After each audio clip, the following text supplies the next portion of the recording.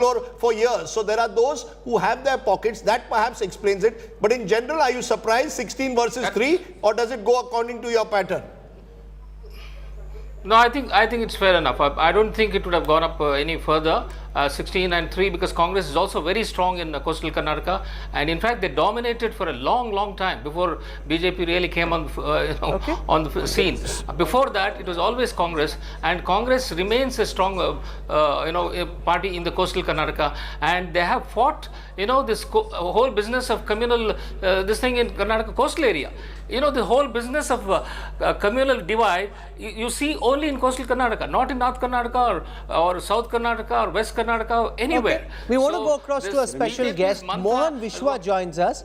Mohan Vishwa is in many ways a very close confidant of Basavaraj Bommai, the Chief Minister of the state, and he's also helped in planning the campaign strategy. Shama Mohammed of the Congress is with us as well. Shama Mohammed, in the first set of numbers that we put out from the India Today Access My India exit poll for Karnataka, 16 versus 3, no visible anti-incumbency in coastal Karnataka as well, and this is India's most reliable, most accurate, most exact pollster. So, Rahul, coastal Karnataka, as I know, and that's very close to my hometown, Kannur, Mangalore and all the rest of it, that's called Dakshina Kannada part of it, is very polarized. You have to understand the RSS came into Kerala through Mangalore, Kasaragod, Kannur, and then Tellicherry. So that is a very polarized area, and we know what is. Now, when you look at the voter percentage, it's not very different, 40% and 50%. We are talking about 20 and 70 or 80, that way. So there is, yes, but I feel in coastal Karnataka, we will do better than last year. When I was out there, I felt that, there is a kind of change. So the polarization definitely is there. That's the place where the polarization is affected. But unemployment, price rise is a very big issue in Karnataka when I was there. So that is one of the things which I have noticed, which people have been telling me, and corruption. But I felt corruption is an issue, but this unemployment and price rise is what is really, really worrying, especially a lot of students graduate out of that coastal areas, engineers, doctors, and they find no employment as such there. They need employment, all these engineers, doctors, BBM students. And it's not just that many students come from outside. There are many students coming from outside. Rajdeep's son itself studied from Manipal. So there are a lot of them coming from outside, but there are those who live there also. And the other thing, what I'm seeing... But it's a relatively more prosperous part. It's a relatively better off because remittance economies are there. You see, that's the point I think viewers will need to understand as we do this poll. Karnataka, Rahul, is a mirror cracked. It's a bit again like Maharashtra. You go from region to region, the politics, the geography, the economy is very different. Four PSU banks started in coastal Karnataka. Syndicate Bank, Corporation Bank, Vijaya Bank, all of the Canara Bank, all of them started in this region. This is a region which has had extremely an entrepreneurial ability. It's been, and for the longest time, Hindus, Muslims and Christians did live in harmony. Oscar Fernandez, we need to understand how history changes. You see, today's viewers need to be told a lesson in history. Oscar Fernandez used to win elections from Udupi. Margaret Alva used to win elections from the Dakshin Kannada, from North Canada. So you've had a past where communities work together. In the last 20-25 years, they've got differentiated. Where did the groups like Sri Ram Sene emerge? In Mangalore. Where did the RSS make its entry into Karnataka? To some extent not, but also coastal Karnataka. There's also been a Muslim radicalization. And there's been a Muslim radicalization as well as a counter. So SDPI, PFI, this is where they also grow. But Rajdeep, of the 23 MLAs that the BJP replaced, a major chunk of them have come from coastal Karnataka. This is the area, yes. This is the exact point I wanted to make. If the Gujarat model was tried anywhere, it was in Dakshin Kannada. And it's delivered to the extent. But the reason that the BJP could also change MLAs is because they had the confidence of a 10% vote share gap. So you weren't so dependent on the individual MLA. You could go out like you did in Gujarat. Individual MLAs had been there for many terms and some of them faced very strong anti-incumbents. Let's go across to Mohan Vishwa. He's been very anxious, very nervous through this campaign as he's helped Basavaraj Bommai, the Chief Minister of Karnataka, with this election campaign. 50% vote share versus 40% for the Congress, 16 versus 3 for the 16 for the BJP, 3 for the Congress. You would say that the BJP in this KPL, the Karnataka Political League, off to a smashing start in the power play. See, actually, when you look at the history also in 2018, it can be, or in the 2019 union election also. So we have done really well in the state. And of course, the coastal Karnataka is our stronger bet that everybody knows. And I was expecting 17, not 16. I don't know where Congress is getting 3 seats. Okay, 2 seats I knew. So we just want to see where that 1 extra seat is getting, because we were expecting at least 17 over there. So, if you take the history also, we are very strong in that particular region. And like as Rajdeep was mentioning, it's an education hub, it's an entrepreneurial hub, and people do think wisely and they do vote. They have done the same in the past and they have done it now and they are going to do it in the future also. So nothing but you see the surprising flip, for me. Mohan, in that though may lie both the seeds of your success, but possible failure, because where there is a middle classization, the BJP seems to do better. Where there are still stronger lower income groups, are you as confident? Do you believe there is a class divide emerging possibly in Karnataka? No, Rajdeep. If you look at any class in the society, it can be an upper class or middle class or lower class. Our schemes, both at the center and the state, have reached to everyone. And our schemes at the center and state also have divided in such a way that, it will accommodate all the classes. The lower class also, the poorest of the poor also, if you would have seen the COVID, I believe, we got the best managed state award from India Today itself, if I'm not wrong. So that's the way COVID has been managed. So the more beneficiaries over that COVID was, the lower class. And, other schemes of central governments like Kisan Samman Yojana, it might be, or the state government scholarship for the students of the farmers. There are a lot of schemes which have reached even to the lower class also. See, Rajdeep, if you remember, we did one thing called as the beneficiary Samavesh, where we reached more than 4 to 5 crore beneficiaries across the state. So we have reached out to all class. It can be an upper class or middle class or lower class. So that's how our government has, done an administration from past 5 years. Just for context for our viewers, in coastal Karnataka, in the last in the last assembly elections, the BJP had 51.6% of the vote share. The Congress had about 40%. The JDS had about 4%. In the Lok Sabha elections, the BJP had 62.55% of the vote share. The Congress had 15%. The JDS had only the JDS had 15%. So basically, the BJP largely holding on, and Ashok Malik, this, at least from just the limited prism of coastal Karnataka, would give some relief that they have just about a 1.5% loss of vote share, but they've largely held on to a big lead. I just want to make a point about what Rajdeep said about middle class versus poor. Now, in 2018, Mr. Modi had been in power for 4 years, right? The BJP was still seen as a middle class party, not quite reaching the poorest. In the last 9 years of delivery, at least in North India, it has acquired deep constituencies among the poor. This is a test whether that model has worked in Karnataka as well. This election more than 2018. This is 9 years. For example, earlier on in Karnataka, the BJP was giving 5 kgs of food grain per month, while the Congress has offered 10 kilos per month. And the BJP in its manifesto has again offered 5 kilos per month. So when you go down and you actually speak to the people on ground, they think that they are being shortchanged. Okay. We're now ready with the second region of Karnataka. This is Central Karnataka. 23 seats here. I want to go across to the election intelligence dashboard and show you where things stand at the starting point. This is always useful because then you get a sense of, where the match opens and then we can see where it goes. So of the 23 seats in Central Karnataka, the BJP had 16 in the last elections. The Congress had 4.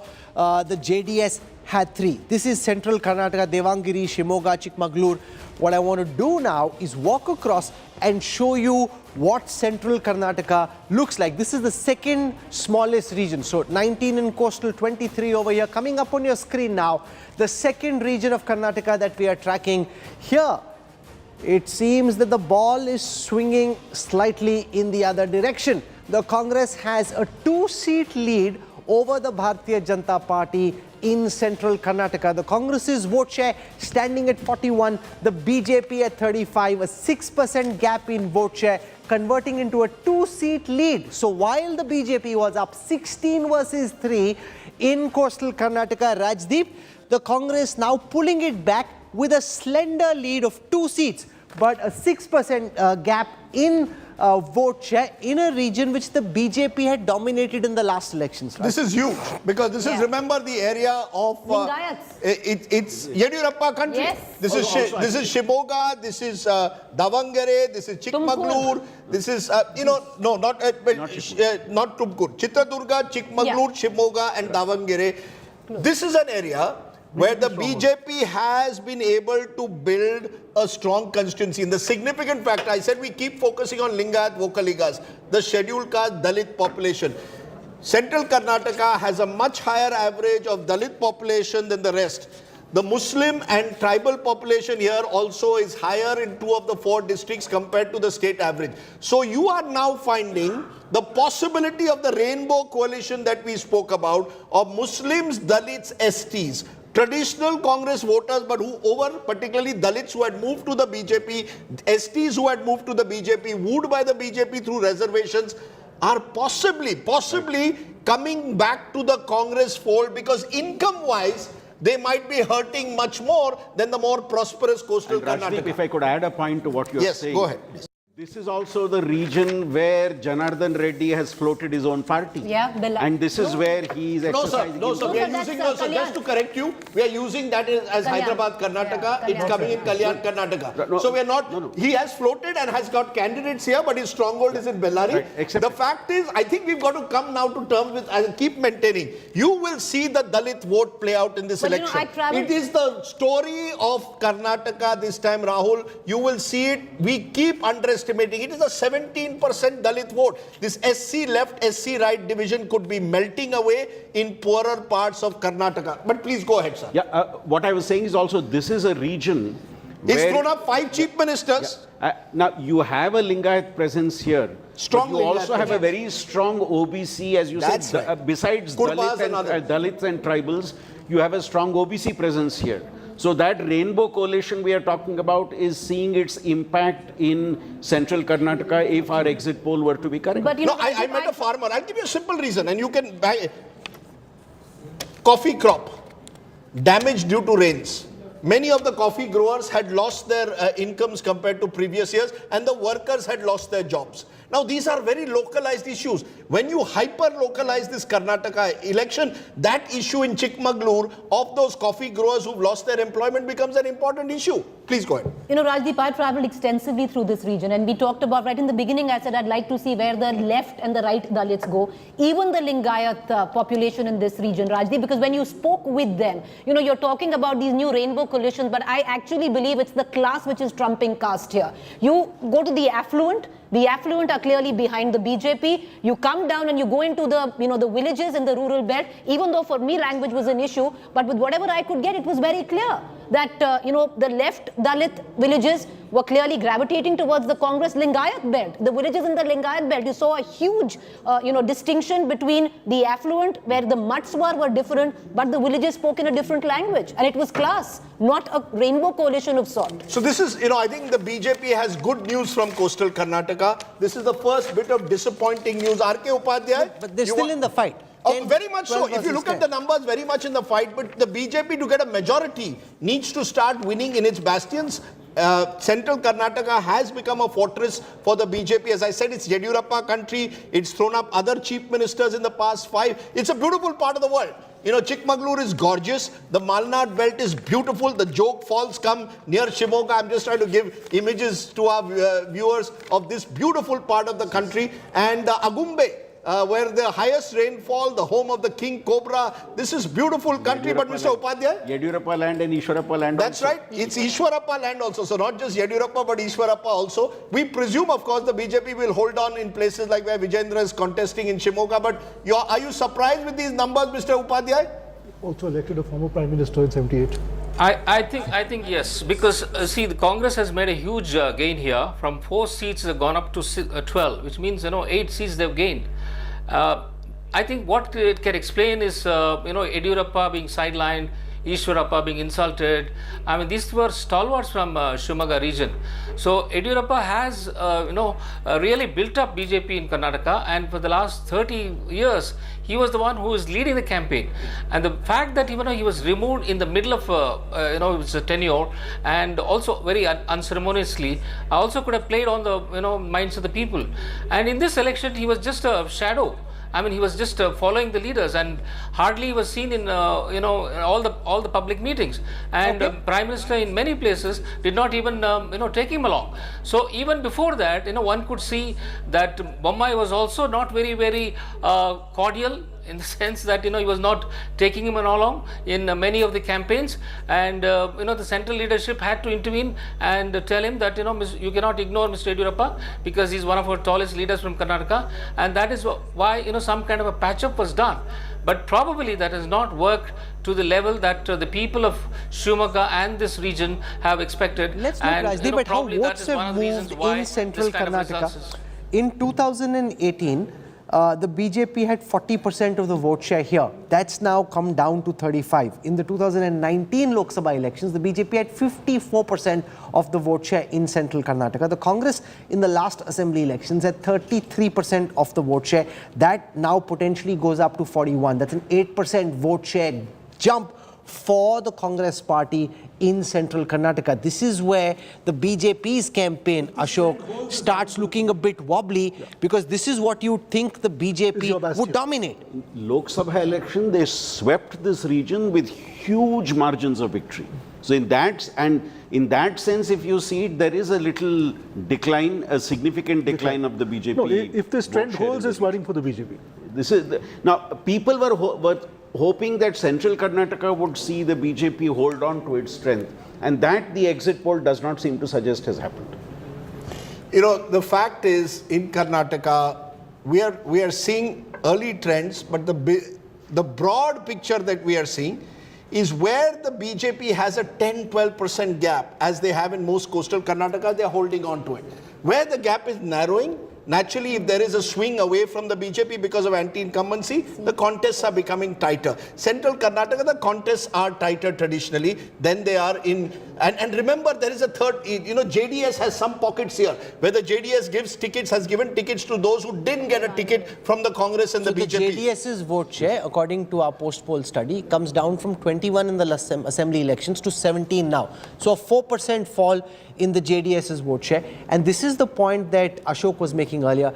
Does it stay a triangular contest? Does it increasingly become a bipolar contest? Because Rajdeep, as you've been pointing out, that outside of Old Mysore, the JDS's presence, election after election, is actually diminishing. It is, but you see, what also happens in Karnataka, I don't get a ticket from the Congress, I don't get a ticket from the BJP, I go to the JDS, party hopping. and I go party hopping, and I can take my own individual vote, even if it's 10,000 votes, and that can make all the difference. I was told there are 28 such constituencies where JDS rejects, Congress, BJP rejects, who have joined JDS or are contesting as powerful independents, can make the difference. You see, that's when the election gets hyper-localized, then those possibilities exist which don't exist in a traditional bipolar fight as we see in look other at our states. numbers there. The JDS has a 17% vote, which is nearly half the BJP vote. But we are looking at only one seat, which means very clearly our exit poll says that the JDS vote is resulting in the Congress being ahead and preventing the BJP from actually But just look at the tally that's playing at the bottom, which tells you that of the total seats in the two regions that we've put out, 42 out of 224, for where we have trends available, the BJP is still leading on 26, the Congress on 15. So it's still advantage BJP as we go region by region. The JDS only at 1, 26 versus 15, a gap of 11 in favor of the BJP. So BJP thinks, looking at this poll at this moment, that the fight is still on. But That's right. Central Karnataka was an area the BJP perhaps hoped to do a little better. These polls are right. And that's why it gets interesting in Karnataka, because you're going to change, this election is going to change because the two biggest regions of Karnataka are still to come. But you're going to Bangalore next. But the two biggest regions which will eventually decide will be Kittur, Karnataka and Old Mysore. 114 seats between them, and that will change the entire picture possibly, or could give the BJP the advantage they want, because North Karnataka is a traditional BJP belt. So we've got one traditional BJP belt still to come, and you've got a belt where the real three-cornered fight will take place. And we'll just find out if the Prime Minister's efforts in Bengaluru over the weekend actually yielded in some dividends, because Saturday and Sunday, the Prime Minister carpet-bombed Bengaluru. So I'll show you where Bengaluru stands in the last assembly elections. 15 for the Congress versus 11. Now remember, between the assembly elections and polling now, the BJP actually took this up to 16. The Congress came down to 11, but that's because they took a lot of the Congress and the JDS MLAs. But this is where things stand at the end of the last assembly elections, 15 versus 11 for the Congress. Now, remember, unlike a lot of other urban pockets like Delhi, like Mumbai, which have become BJP bastions, where does Bengaluru stand in the India Today Access My India exit poll? Here it is on your screen right now.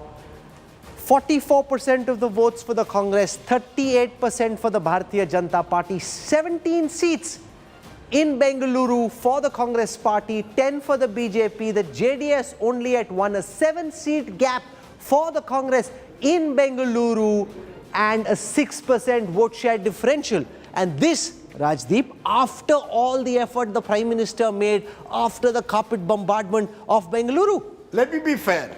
When you look at the numbers, you're comparing the old numbers with the new, there's only a 1-seat gap. Last time, the BJP got 11 seats, they're down to 10. The Congress had 15, they've got 2. It's not a major switch. The PM's efforts have narrowed the gap. Yeah. So you see, let's be fair. It's not as if this is a massive change from 2018. It's a small change. But 15 from 2019, it's a massive change. No, one minute.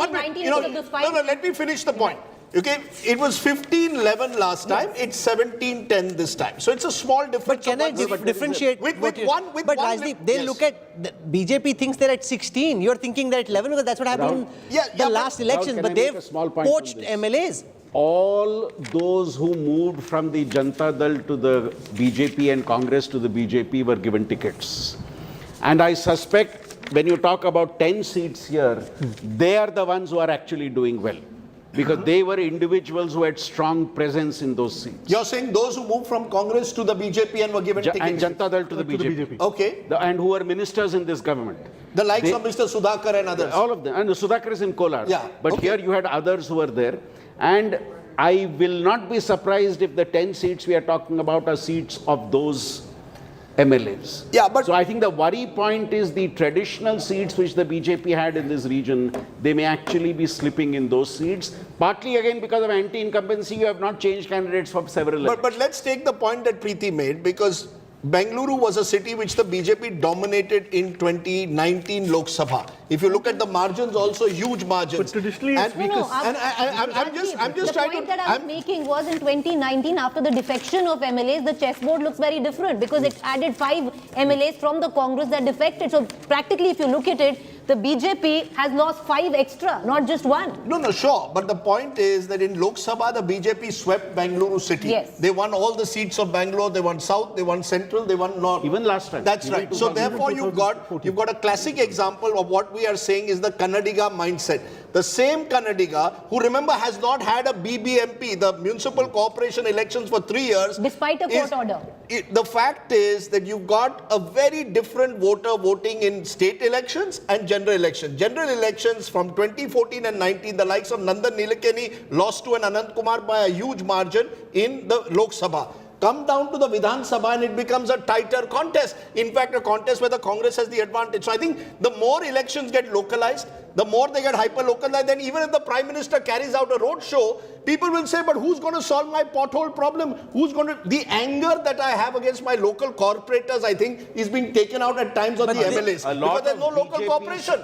A lot of BJP supporters in Bangalore said the campaign for next year's election began with the Prime Minister's roadshow in Bangalore city. I'll give you context. In the last assembly elections, the BJP had 41% of the vote share here. The Congress had 40%. That now translates to 38 versus 44, 6% lead in favor of the BJP in Bengaluru. This R.K. Upadhyay would be a big blow for the BJP because they thought that they'd be able to win Bengaluru in the manner in which they've been able to win Delhi or Mumbai. Remember, of the total that we put out, we got 70 leads so far out of 224. The BJP is still in the lead, Raj. 36 versus 32. The BJP is still in the lead in the three regions, but that's largely on the back of what happened in coastal Karnataka. No, but before you go to R.K. Upadhyay, this is it's not just Bengaluru. Please look at Mumbai. In Mumbai, 7 seats out of 7 went, when it comes to Lok Sabha, 6 out of 6 went to the BJP. When it comes to a municipal election, the BJP and the Shiv Sena and the Congress are all in the fight. Look at Delhi. In Delhi, the BJP sweeps Lok Sabha. The moment it comes to state or MCD elections, the opposition. Rajasthan, The more 25-25. there is a big picture for our viewers. The more the election gets localized in India, it is more and more difficult to use one size fits all. You can't expect then the Prime Minister to overcome the deficiencies of your corporators, your MLAs who are not seen to be working. I mean, somewhere we've got to recognize how, and the intelligent Kannadiga voter, that's why Dr. Shastri has gone back to Bengaluru to pursue academia. It's, that's why C.V. Raman went to the beautiful city of Bengaluru. It's a city where enlightened citizens look differently at Lok Sabha and Vidhan Sabha. That's my sense, Rahul, from these numbers. Maybe Mr. Upadhyay, who's also a Bengalurian, has a very different picture, Mr. Upadhyay. Well, I'm a little bit surprised with these figures, largely because it was seen that Prime Minister made a huge impact during his last campaign roadshow. It seemed to be a very, very spontaneous reaction from the public. They were there everywhere in lakhs. I mean, and early in the morning when people were there. And so, if it is not translated into votes, I think we have to see whether it is really so. But in terms of the number of seats, I believe that it's 15 versus 17, Congress going up by just 2 seats, and BJP going down from 11 to 10. So, but you have to also take into account that after the defection of Congress and JDS MLAs, BJP's number went up from 11 to 19 because some of them joined BJP and won those elections. So we have to take that number, and if you take that number, it has drastically come down. If they are winning, can I just ask you and Professor Shastri one? Can I ask you, and maybe Dr. Shastri, you want to tell me, correct me if I'm wrong, Bengaluru, contrary to what many people do, is also a strong Vokaliga city. You've had a number. The JDS is not a non-starter in Bengaluru. Am I right to suggest that where the contest becomes three-cornered, because I then need a lower percentage of votes to win, it makes it perhaps more competitive than in a straight bipolar fight? Is the JDS at all a factor in some parts of Bengaluru, particularly in the more rural aspects of it? In Bengaluru, the traditional Janata Party had a very strong presence and used to pit the Congress always in the Bengaluru region. You are right that Bangalore is an important center of the Vokaliga vote, and that explains why the JDS does so well in that region. Hasn't DK and also Shiv Kumar, the fact that you have a large non-Kannada speaking population in Bangalore But Mr. city Shastri, also. hasn't DK Shiv Kumar, who's a Vokaliga leader and projected to be possible Chief Minister face, we don't, what happens later is later, he's campaigned heavily in Bengaluru rural, heavily with the Vokaliga factor. But I must add, he is representing rural Bangalore. Exactly, rural Bangalore. Harish Bijur, you're from Bengaluru, quite an icon in the city. The fact that the Congress is projected to bag 17 seats in Bengaluru with 44% of the vote share projected versus 10 for the Bharatiya Janata Party, is that a surprise? Because this is where the BJP was thinking that big guns will boom. Yeah, very frankly, Rahul, I'm not surprised by this because of two things. One is the turnout in Bengaluru is a lower number. And the higher the turnout, the more the benefit for the BJP, whereas the lower the turnout, the more the benefit for the Congress. But the key point, the moot point, is that people are saying something, and they're saying it very loud and clear. And I think, this division between the Congress and the BJP, holding a status quo kind of a situation, is quite unique, because the BJP is possibly holding on to those numbers, basically due to the mega rally of Prime Minister Modi ji, because that was a super success. So I think that rally came in good measure, and just to hold on to the numbers that the BJP has held on. But this is extremely good news for the Congress, which it hasn't had for a long time, except for in Central Karnataka now. You know, in a way, for the Congress, which has traditionally been ousted also out of urban India in Lok Sabha polls. If you look at cities of India, Rahul, barring Kolkata, which is and Chennai to some extent, which is the other big city where the Congress has bested the BJP But this in is Lok an Sabha. assembly election. Yeah, that's right. So I think the distinction is when the election, you see, and the fact that I don't have a cooperator to blame. You know, I want to blame someone. Last year, Bangalore was underwater. There were floods. People were angry. You know, traffic is a huge issue. People generally in Bangalore are lovely people, but they constantly complain about crumbling civic infrastructure. And then they don't go out and vote. Yeah. No, but who this do time I? is different. But They're those who doing vote, Rahul, want to take it out on someone, right? And possibly you want to take it out at times on whoever you see is the ruling party. This 40% Sarkara. You see, you hear it much more in urban Karnataka than you hear it in rural. In rural, it was gas cylinder that I heard. In urban, I heard 40% Sarkara. You know, in Bengaluru, what I heard, Rajdeep, was constantly what you spoke about. Despite a court order that the BBMP elections be held, there have been no BBMP elections. And there is so much anger that I think that the lack of a cooperator has been taken out on the local MLA. Okay, joining us now is the man of the moment, the man with the Midas touch, India's best pollster, Pradeep Gupta, is in the house. Welcome, Pradeep. Thank you very much. It's good to have you with us. You're making things exciting. 70 out of 224 leads out on our screen right now. The BJP with a lead, 36 versus 32. But this is largely coming on the back of what you showed in coastal Karnataka, where you're showing the BJP dominate. Yes. In Bengaluru, where the Prime Minister made so much of an effort, and in Central Karnataka, for which we put out data, you seem to think the Congress is leading by quite a big gap. Yes, in Bangalore, in fact, last election also they scored, Congress scored a lead over BJP, so which is the case even this time, but lead is increased this time.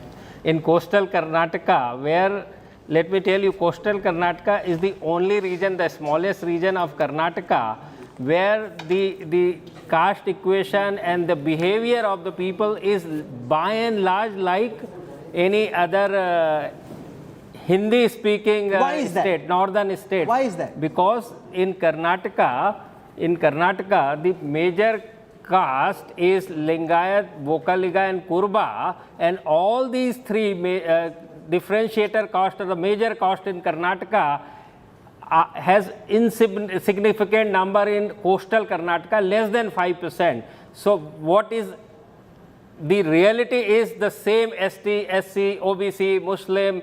Here, the Christian community is 6%, which is the highest kind of. So tell me one thing, have you been practicing your dance moves or not? No, Are you and Rajdeep ready to tango again? Rajdeep, you've been working on your moves? No, look, let's not even go that far. Why not? That's all. I know that's a part of. That's all on the 13th. But the fact is, I'm telling you, and Pradeep You said knows, BJP is campaigning for 2024. I'm also setting the stage for the 13th. Yeah, Abhi se mahal banate. Yeah, you know, but look, you know, Pradeep, you agree with that? The broad, what we are finding this, you know, Bengaluru, which we just discussed, same Lok Sabha election, same voter, votes for BJP, but here in this state election seems to be more divided. In fact, seems to give the Congress the edge. The same voter seems to be preferring the Congress at state level and the BJP for the center. Which is the case everywhere in the country, and the only one reason is the technology, and second is because of technology and literacy, the voters become informed, or they take informed decision, and they pretty well know, not only Assembly and Lok Sabha, even in Nagarpalika, municipal corporation election, they behave totally differently. That is the reason why you will see in Nagarpalika municipal election, there are so many independent candidates come. So where does this leave, Ashok, where does this leave then Prime Minister Modi's road shows? You see, you do these road shows, they cost a lot, they're all there on TV. It is the Prime Minister, as Rahul said, you know, the energetic election campaigner. But tomorrow, if he loses Bengaluru, does it suggest that Mr. Modi needs to also realize that one size doesn't fit all? I can do the road show, but I'm not going to be able to win the election for you. I think Mr. You think he realizes it? No, I think he's a smart enough politician to realize it. He puts in his all in all elections. Right. Okay. He likes election campaigns. Does he need to change strategy for a local election, for a state election, rather than play it the same way? You know, he's obviously facing anti-incumbency in the city and in the state. Yeah. He's doing his best to cover that gap. With Is his there own another appeal. way he could do it, you think? Or is this the, is it just the spectacle? No, but, that's the only way? Rajdeep, can I give a different perspective? Sure. Just the fact that the Prime Minister himself is calling disgruntled candidates, is campaigning in the way that he is. He's the leader. also charges you up know, your party what cadre. else will any karyakarta who's sitting at home, MLA ne mera your kaam party nahi worker says kiya, the Minister Prime ne mera Minister is kaam nahi working, kiya. He I says, must look at come how out. the Prime Minister is working. Rahul, I think the important point is the Prime Minister believes as the captain of the team, where the party needs me, I will go.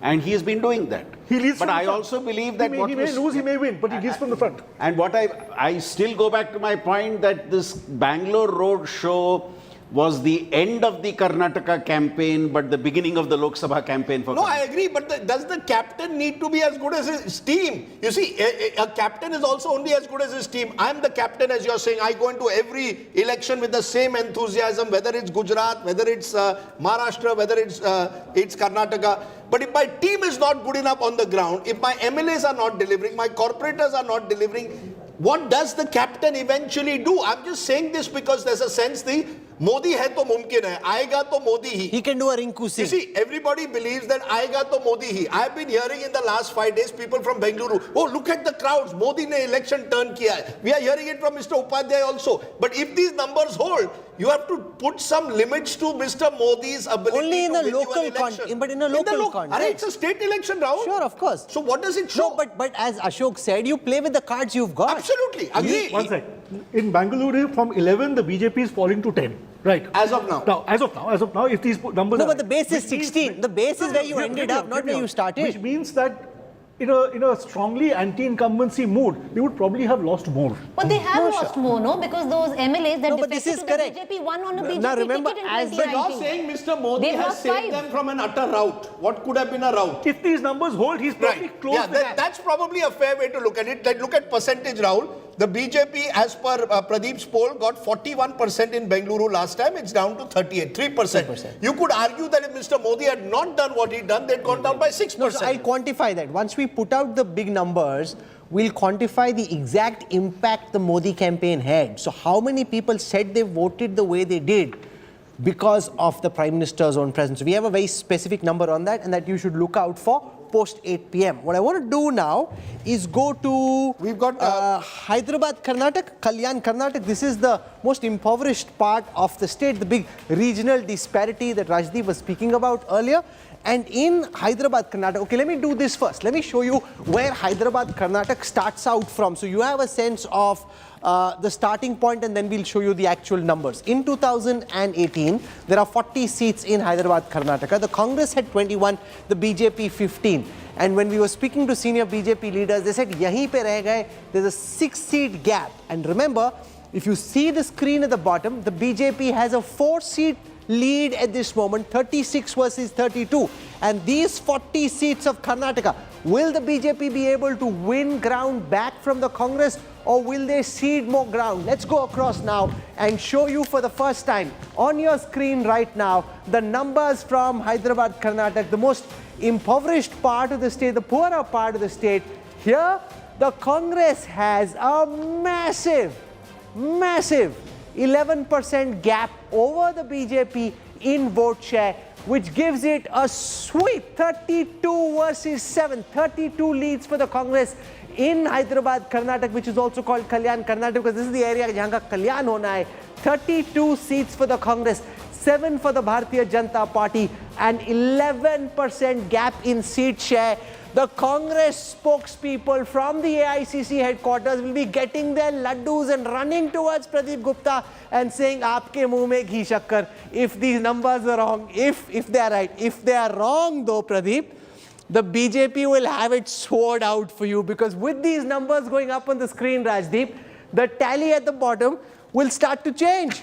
This is the first big news for the Congress apart from Central Karnataka. Hyderabad, Bangalore, you could argue the difference is only a couple of seats here and there, but this makes a huge difference to whatever happens. This is the traditional Congress belt, which the Congress has lost steadily to the BJP. For example, in Bellary, the Reddy brothers made a huge dent.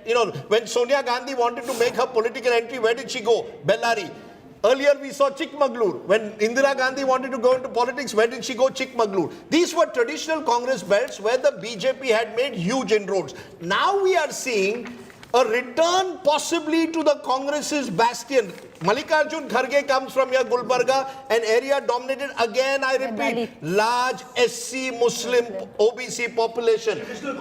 Traditional Congress voters in this election, at least locally, especially the scheduled caste. Mallikarjun Kharge lost the election of 2019.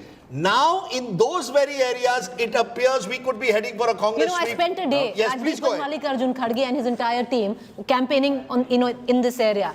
It was an Agni Pariksha sort for him. You could see it on his face when he was there. He's an 81-year-old man. He would start at 10 a.m. in the morning, go until 10 p.m. at night. So for him, this is really, really important because, he still told me, 2019 में प्रधानमंत्री आए थे, उन्होंने बोला था कि मेरा account बंद कर दिया. He says, इस बार मैं दिखाऊंगा कि इस पूरे रीजन का Tejasvi Surya joins us. Tejasvi Surya is the BJP MP from South Bengaluru. We caught up with him on the campaign trail. You were leading when we put out the results for the first 3 regions. Now, Hyderabad-Karnataka just went up. 64 for the Congress versus 43 for the BJP. In Hyderabad-Karnataka, Access My India predicts that the Congress will essentially romp home. 32 versus 7. Now, that's a big gap in favor of the Congress party. What seemed to be going so horribly wrong for the Bharatiya Janata Party, Tejasvi?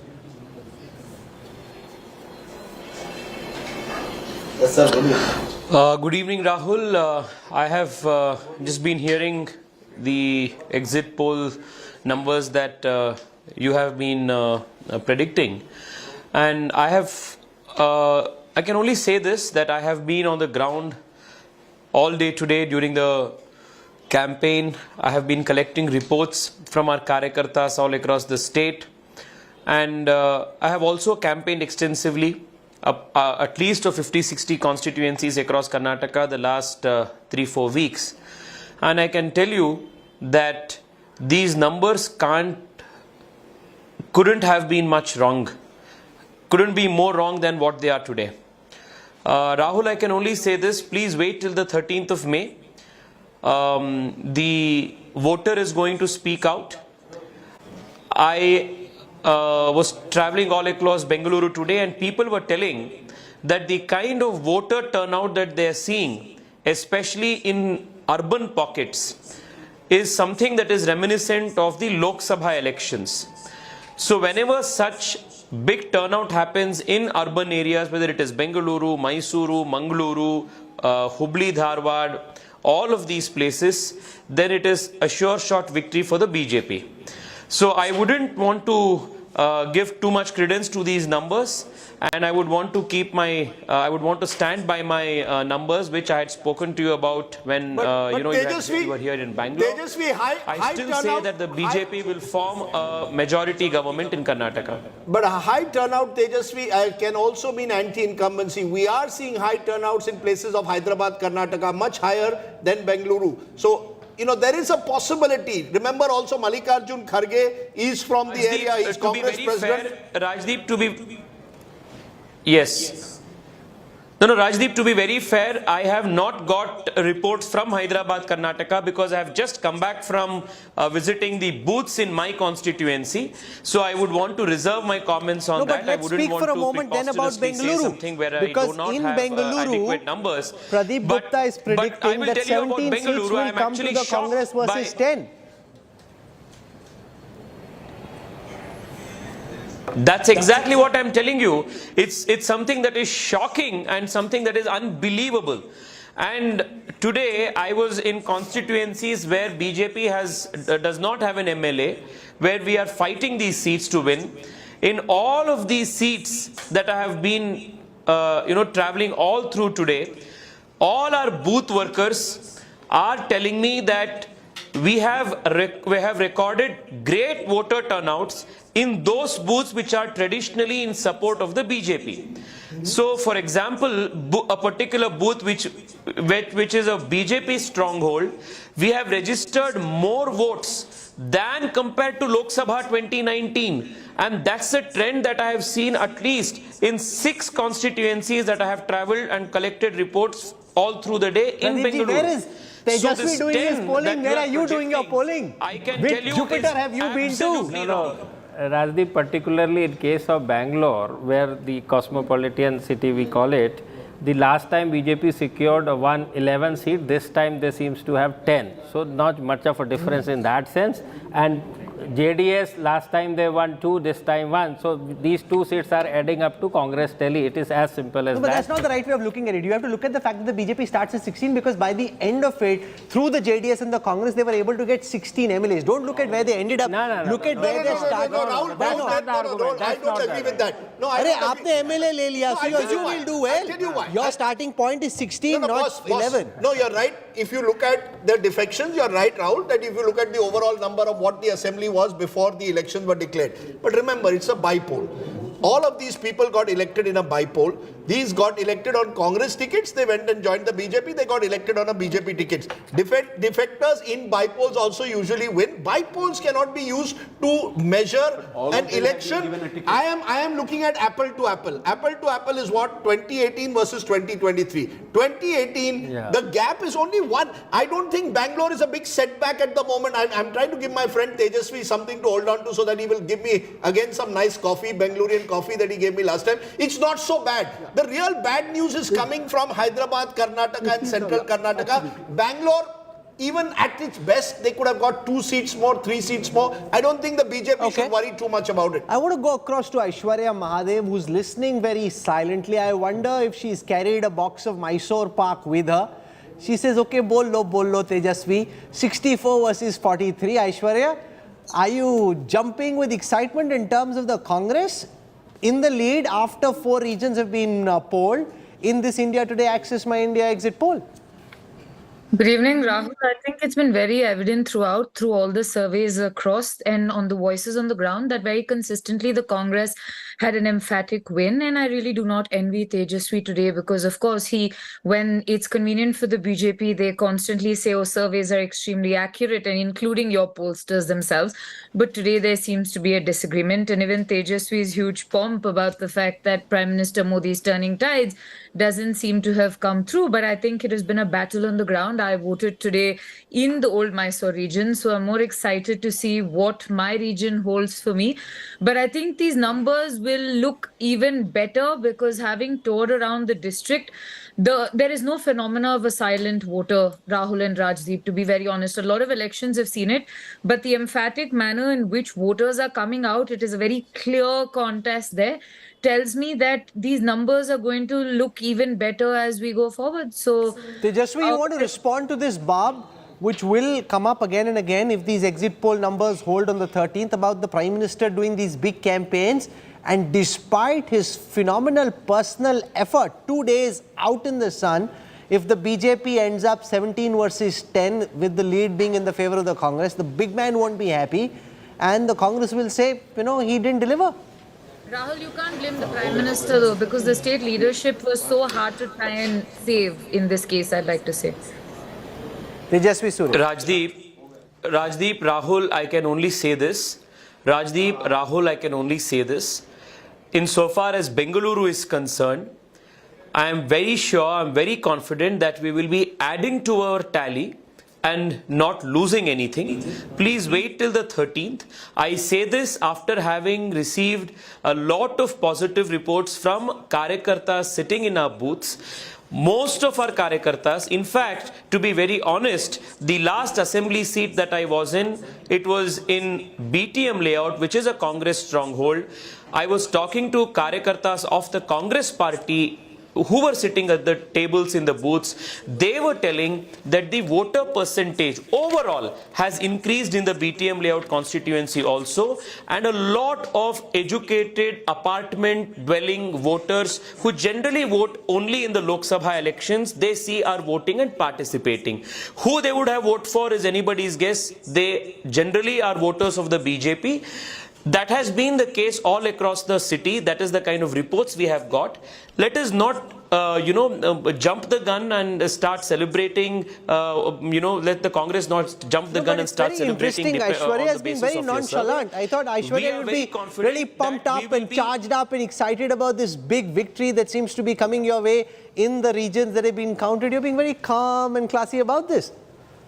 Rahul, I'd like to believe I'm calm and classy all the time, but I also don't Come back. Yes, well done. Point. However, I think I'm looking forward to the numbers even further. But very honestly, I think the Congress, this is not surprising for us at all. This is what we've seen. This is what you've seen on the ground, and I really, really hope that the BJP, it's quite wonderful of them to think they even have a shot in BTM layout, but it's wonderful to see how hopeful they are and wish them all the very best. We're just waiting for the final numbers, but none of this surprises us. We're just trying to see look at how they fought with their backs against the wall. I think, that's the critical message, Pradeep Gupta. The moment the Congress thinks the pitch is a bit dicey, that the track is uneven, they stop batting. The BJP, regardless of what the asking rate is, till the last ball has been bowled. They were, the Prime Minister himself, the Home Minister, batting themselves on the pitch of Chinnaswamy, refusing to go back to the pavilion. Rahul, they have all the more reasons to, be like that the way they are because of the stalwarts like Modi, which is never seen before in Indian politics. 2 consecutive elections repeating one after another general election. And so many assembly elections, particularly last 1 year, they won as many as in alliance. Of course, the 8 election, only the Punjab and Himachal Pradesh given the verdict against them. Otherwise, everywhere it is BJP. So that is the reason why they have all the more reason to be, I'm told very that hopeful. Yediyurappa ji is joining us. Just 1 second. Can I check that, please? Go ahead, Ashok. Very quickly, Ashok and Shah. We've covered four sub-regions. I just want to point out the Janata Dal seat share so far has come down from 9 to 3. That's right. Come down 1/3. And you're right. Okay, just give me a moment. Just give me a moment. 1 second. I need to go across to B.S. Yediyurappa. Far and away the tallest leader of the Bharatiya Janata Party. Yediyurappa ji, namaskara, welcome. Can you give us a sense of what you've picked up during polling? What's the feedback that you have got? Do you think the BJP has a chance to win? The poll seems to be giving the edge to the Congress so far. Dear friend, we are going to get absolute majority. Even today I am telling you, after counting we will be knowing everything. And I didn't told that we are going to have adjustment with JDS at all. That whatever happened after result, the central leadership will take decision. Now, according to me, we are going to get absolute majority. What is your number, Mr. Yediyurappa? Because you've been you've seen many an election. What is the number that you are looking at for the BJP? According to me, we are going to get absolute majority to form the government. That much I can say now. After the counting is over, you will be knowing everything. According to me, we are going to get absolute majority and we are going to form the government. So you're saying that, but our numbers don't indicate that. Are you, in a way, this is the first election, sir, in 40 years that the BJP has fought without you, or 30 years without you being the face. Do you believe that is one reason, possibly, that maybe the Congress is doing better, sir? Possibly, that maybe the Congress is doing better. No. Long back I resigned for chief ministership and also I told I am not going to contest for the election. Even then I toured the entire state. That's why on that basis I am telling you, even now I am telling you that we are going to get absolute majority and on our own we are going to form the government. Yediyurappa ji, do you think the BJP made a mistake by changing you as chief minister? Because as we travelled through the state, one of the issues the Congress took up is that Yediyurappa ji is crying, Lingayats were not respected by the BJP. Do you think that if you had stayed on till the end and the party had fought under your leadership, maybe the BJP would have done better? No, not at all. I myself resigned for chief ministership, and also I told not to. I am not going to contest for elections, and that is why Basuraj Bommai has become the chief minister of Karnataka. Even now, I am telling you that we did any mistake, and Lingayat community even now they have supported. That's why I am telling you that we are going to get absolute majority, and we are going to form the government on our own. Were you as enthusiastic, sir, though, about this campaign as you were in previous campaigns? I mean, you are. I know your son is contesting. He's also been campaigning very aggressively. But be honest, sir. Do you feel somewhere, to take forward what Rahul said, you were a bit disappointed and hurt. You cried when you were removed as chief minister. There was a disappointment. Mr. Shiv Kumar is constantly saying that Mr. Yediyurappa was not treated well by the BJP. No, that is not correct. BJP has given everything for me, and I am the national leadership also given an important post. They have not neglected me at all, and now I am telling you again, repeatedly I am telling you, on our own we are going to get absolute majority. You please wait up to counting. It seemed to us from what we were picking up that you wanted for Jagdish Shettar and Lakshman Savadi to be given a ticket. Were you personally disappointed when someone like a Jagdish Shettar, who'd been with the party for 3 decades, left and joined the BJP and left and joined the Congress, and you weren't able to stop it? You know very well, Jagdish Shettar, we have given all the positions, opposition party leader, and we made him chief minister and everything. He himself resigned for his own reason. And Lakshman Savadi also, you know very well, that we were having a legislature council period another 5 years. Even then he resigned. This will not affect our party position, and for their own sake they have joined Congress party. For that I am not all bothered. Now I am telling you that we are going to get absolute majority on our own. What is your role going to be then, sir, after the election? Have you in a way decided that you will now never contest any elections anymore? Is that very clear? If the BJP doesn't win, will you come back into politics full time? I will go around in the state. I will go around in the state. My one aim is we must get minimum 25 Lok Sabha seats, and I want to see that again our Prime Minister Narendra Modi will become the Prime Minister of India. For that I will go around in the state and tour for the next Lok Sabha election. My colleague Preeti has a question for you. Go ahead. Sir, any assurances given by the BJP on your son's position ahead?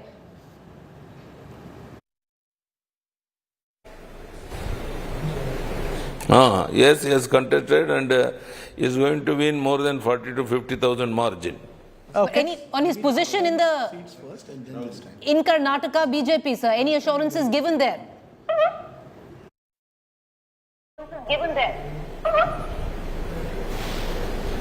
Position for your son, sir, in Karnataka BJP? No, after election, our national leadership will take on decision. It is too early to say anything. Sir, in this campaign, there was more focus on central government's achievements and central leaders.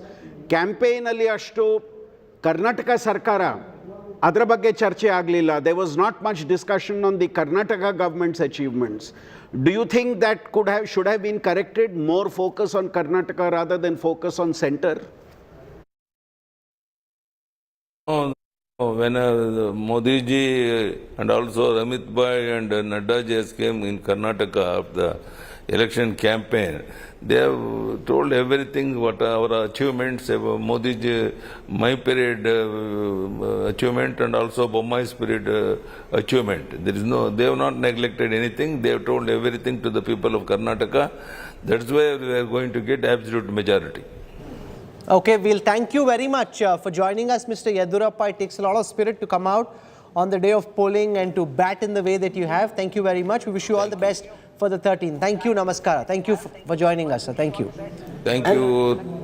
And I think, Rahul, our viewers again need to know, this is a remarkable leader. Oh, sure. You know, he built the party literally from scratch, brick by brick. You know, we often don't recognize the role that a Yediyurappa has played. The BJP in the 1990s, I remember going in an election of 95, all the talk was Ramakrishna Hegde, H.T. Devagowda, these were the towering figures. Yediyurappa in that election won the election. in Shikharipura, but the way he built the party, he knew the names. You know, these are these old style leaders, they know the names of every panchayat leader. That's the kind of leader, you know, a real Kisan Putra as he called himself. In Karnataka, he had this stamp of his presence as the BJP grew. The only difference came in 2019 when he became chief minister, when his writ did not seem to run large over what happened in the party. What he wanted very often was not done, and therefore you saw that loss of... No, but did he also, let's also be clear, once he became chief minister, accusations of corruption, of nepotism, all of which in a way diminished Mr. Yediyurappa. I mean, it gave the centre an opportunity to remove him. No, but that was earlier. Sorry? It's also a generational thing. He has reached, I mean, he can't carry on as the leader of the BJP. No, but can I just say, I interviewed him when he was chief minister in multiple innings before this. His comprehension and his ability to answer in English, way better than it's ever been. The first time I interviewed him, he had a script in front, and no matter what I asked, he had like 10 answers and he'd just read off from it. Here we were asking him live questions, he was answering them. He's been a very, very tall leader. He's built the BJP as Rajat I mean, when I think of it, which is the other tall South leader BJP has produced south of the Vindhyas? It's only Yediyurappa. In all these years, Andhra Pradesh, Telangana, you go across the state, now there are attempts to build up leaders, but it is just BS. It's BSY. He's the only mass-based. Singh Shekhawat in Rajasthan. Yeah, I'm talking about south of the Vindhyas. Sure. You know, so let's look at, since we are talking about Yediyurappa, we have lots of time, Professor Shastri, don't worry. We will turn to the region which in many ways could decide this election along with Old Mysore. This is what happened in Kittur Karnataka, Mumbai Karnataka, Bombay Karnataka, use whichever word you want. Yeah, I have a special affection for this region, which is why I came. My grandmother comes from Bagalkot. It was part of the old Bombay state. My grandfather was a police officer in Dharwad. It's a beautiful part of the country from Belgaum. How many states are you a citizen of? How many home states? How many homes do you have? Can I give you a very interesting thing of what happened please. today? Goa declared a holiday. Goa declared a holiday for Karnataka elections so that Kannadiga voters could go across the border and vote. So I come from Goa, so there is a connection there. Maharashtra and Goa, Sharad Pawar went, what was the first place he went to campaign last week after all these disgruntlement? Nipani, which is again across the border. This was all part of old Bombay state. There was Old Mysore, which is where my friend Professor Shastri comes. There was old Bombay. Now I know Karnataka has taken it over, no problem. And I know that the word taken it over will get me into I hope trouble. you don't say that you want it back. No, it is their part. It's a beautiful part of the country, and all credit to the Kannadigas. They've done a magnificent job of their state. It's just that it was part of Bombay presidency, and when you redrew the boundaries of states, it's one of the classical music capitals of That's India. right. From Gangubai Hangal to Bhimsen Joshi, you can come to all the greats. I'm just trying to give our viewers a sense of this beautiful part of the country. So you're sure, Rajdeep, Karnataka is not your home state or one of your many home states? Can you say that on record? Okay. So you've got 17 place 30, traditional BJP area, strong Lingayat presence. You would expect the BJP to hold on. Since we are talking of Mr. Yediyurappa, this is the other region with coastal Karnataka where they really made their growth. Let's see what's happened this time. And this could, in a way, give us a sense of who's winning the battle of Karnataka. What is the Axis My India exit poll saying for Mumbai, Karnataka? And that's what the numbers say. You've suddenly seen for the first time since, of course, 2013, when, remember, the BJP was split, the Congress has, in the last 15 years, for the first time, taken an edge over the BJP in Mumbai, Karnataka. Has that Lingayat factor, which we've been talking about, the rich-poor divide possibly among, or middle-class poor divide in parts of Mumbai, Karnataka work, the defections that took place in the BJP, Lakshman Saudi, Jagdish Shettar, a sense that the Lingayats had lost their big leader in Yediyurappa, 28 to the Congress, 21 to the BJP, 1 to the JDS, none to the others. Remember, Congress has 45%, BJP 42%. The one caveat though, and maybe Pradeep will have to answer this, the worry is the Congress may have more vote share. Will it translate into seats? Pradeep, this is the one big test for you, because remember in Karnataka we saw even last time, Congress gets more percentage votes, BJP gets more seats. How confident are you of Mumbai, Karnataka? Because this, or Kittur Karnataka, I should say for the Kannadigas, it is the critical area for deciding who wins this election. Rajdeep, you correctly pointed out the less percentage of vote for the BJP and more seats for the BJP last election, and that is purely because of 64 seats of Old Mysore where BJP has hardly any presence. So here I am coming to this. Now this Bombay-Karnataka, why BJP is stronghold traditionally been, see the caste arithmetic here. Yes. 19% Lingayats comes from this region, 19, which is the biggest number among all the regions for the Lingayat.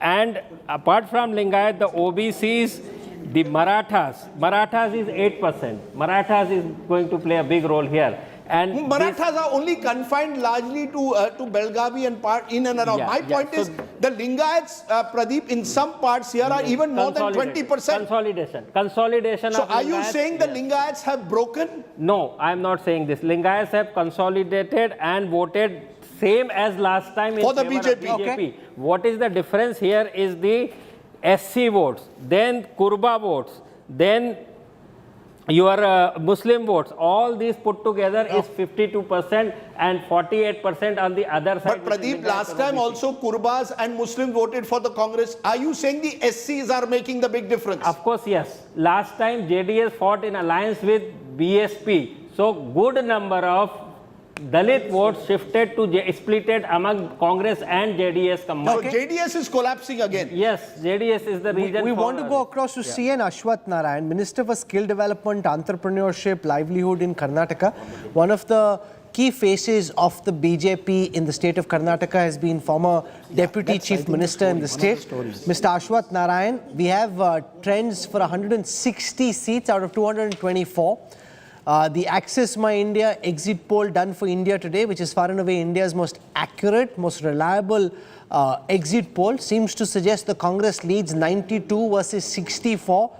Even in places like Bombay-Karnataka, which have been strongholds of the Bharatiya Janata Party in election after election for the last several elections, the Congress seems to be 3 points ahead of the BJP in terms of votes and substantially ahead in terms of seats, 28 versus 21. What's going wrong, sir?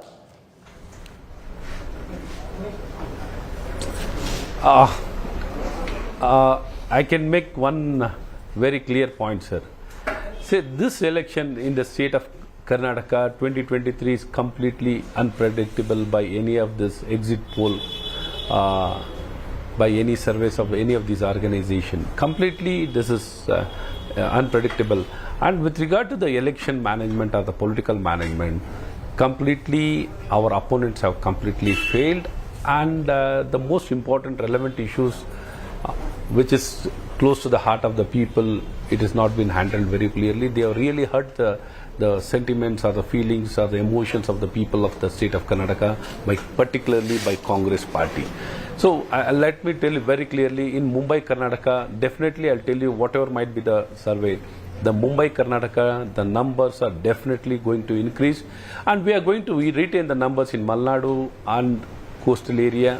And with regard to the Kalyan Karnataka, Mr. Ashwath Narayan, do you think you're winning this election? Karnataka, we are going to or increase the are you conceding that the ask is just too high? That abhi mushkil lag raha, it's not possible for the BJP to win from here. At least looking very, very difficult.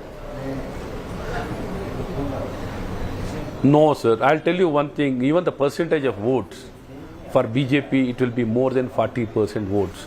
I'll tell you frankly, it will be more than 40%. The previous election, it was 36%. This election, it will be more than 40%.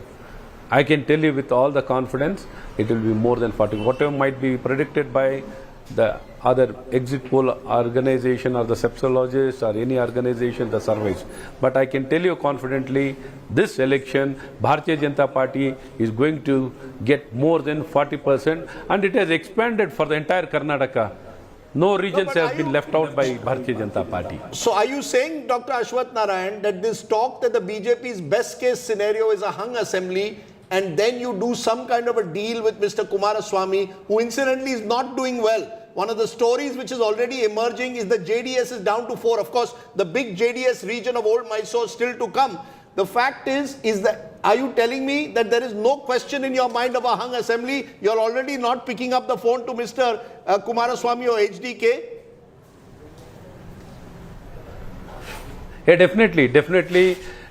That is not, see, in the most important area, Even in the Chenapatna, our Honorable Prime Minister came down, campaigned for our candidate in the constituency where Mr. H.D. Kumaraswamy was contesting. It is very clear. We have taken them head on, sir. Head on we have taken them. There was no question of any compromise. We have fielded all our candidates very strongly and we have done our best. There is no question of any compromise. What? So are you saying our exit poll are you saying this exit poll is totally wrong, sir? Are you saying our exit poll is totally wrong? Sir, it cannot be, see, it cannot be all the time, it cannot be the same ideal situation for an exit poll people to only come out, predict all the right things. But I am of the confidence, I am having the right input, my party is having the input, I am of fullest confidence. He is hoping that the Surya Kumar Yadav of polling will have a bad day. That you're going to get stumped. Rahul, can I just tell you something which a BJP strategist of the past has told me? He says the reason why Pradeep and all of you need to be cautious is in close contests, and Karnataka has many of them, the BJP has the better last mile connectivity, so don't rule out the BJP. Which would be true if it were a close contest. That's what I'm just telling you. I'm just telling you what. There's a 7 or 8% gap. Maybe they are clutching at straws, but 7 to 8% May I gap. ask Dr. Ashwin one question? Your own fate is on the line, sir. Your own fate is on the line. 4th time, do you think you'll win from Malleshwaram? Because where Bengaluru numbers seem to suggest you're losing out. That's one thing we need to do. Malleshwaram, I'll win by, the previous election I won by 53,000, this time I'll win by 75,000 margin. To be 4th time lucky despite what our numbers seem to suggest.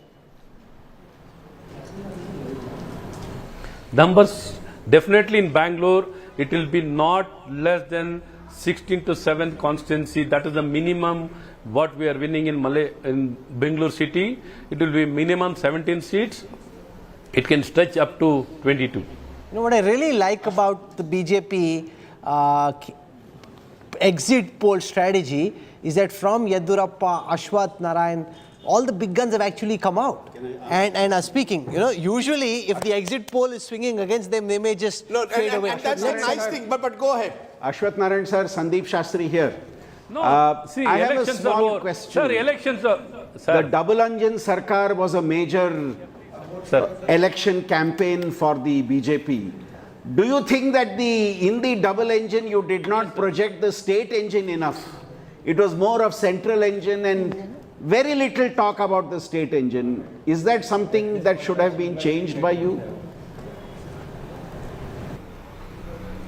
No, sir. See, one thing, see the connect, the people, the connect of our Honorable Prime Minister, I'll tell you, over the time, all the election, it has increased so much. Let me be very frank. I'll tell you, in the state of Karnataka, the first and foremost, even for the state assembly election, people look up to Narendra Modi ji. That is the kind of percolation has happened. I can tell you frankly, whatever might be, whoever might be the leader, they want Narendra Modi ji's leadership. Even his words or his leadership is much looked by, they soft after by people of Karnataka. You can do whatever survey, whatever it might be your sepsologies, your in-depth analysis. I am of the very frank opinion. State of Karnataka in 2023, what was in 19 is completely gone beyond much more, and people look up to Narendra Modi ji for the mandate. Okay. They want to give mandate to Narendra Modi ji itself and Bharatiya Janata Party. Okay, so there you have it. The BJP saying mandate for Narendra Modi. Dr. Ashwath Narayan, appreciate your joining us. We wish you well for the 13th. Malvika Avinash and Aishwarya Mahadev are with us. Malvika Avinash and Aishwarya Mahadev, thank you very much. Numbers are not looking good, Aishwarya, Malvika Avinash. At the moment, the Congress seems to, and we've still got Old Mysore to come with 64 seats, is now, as per our survey, with those 64 seats to come, just 21 seats away from a majority. Your first reaction? Well, namaste to all. Namaskaram. I'm glad that we had the opportunity of exercising our democratic right today. I voted in Mysore, not in Bengaluru. So, insofar as your exit polls are concerned, you are number crunchers. I think you do a professional job of this. However, whether they are real or whether they are not so real, we'll know on the 13th. And therefore, I think I will reserve all of this up to the 13th.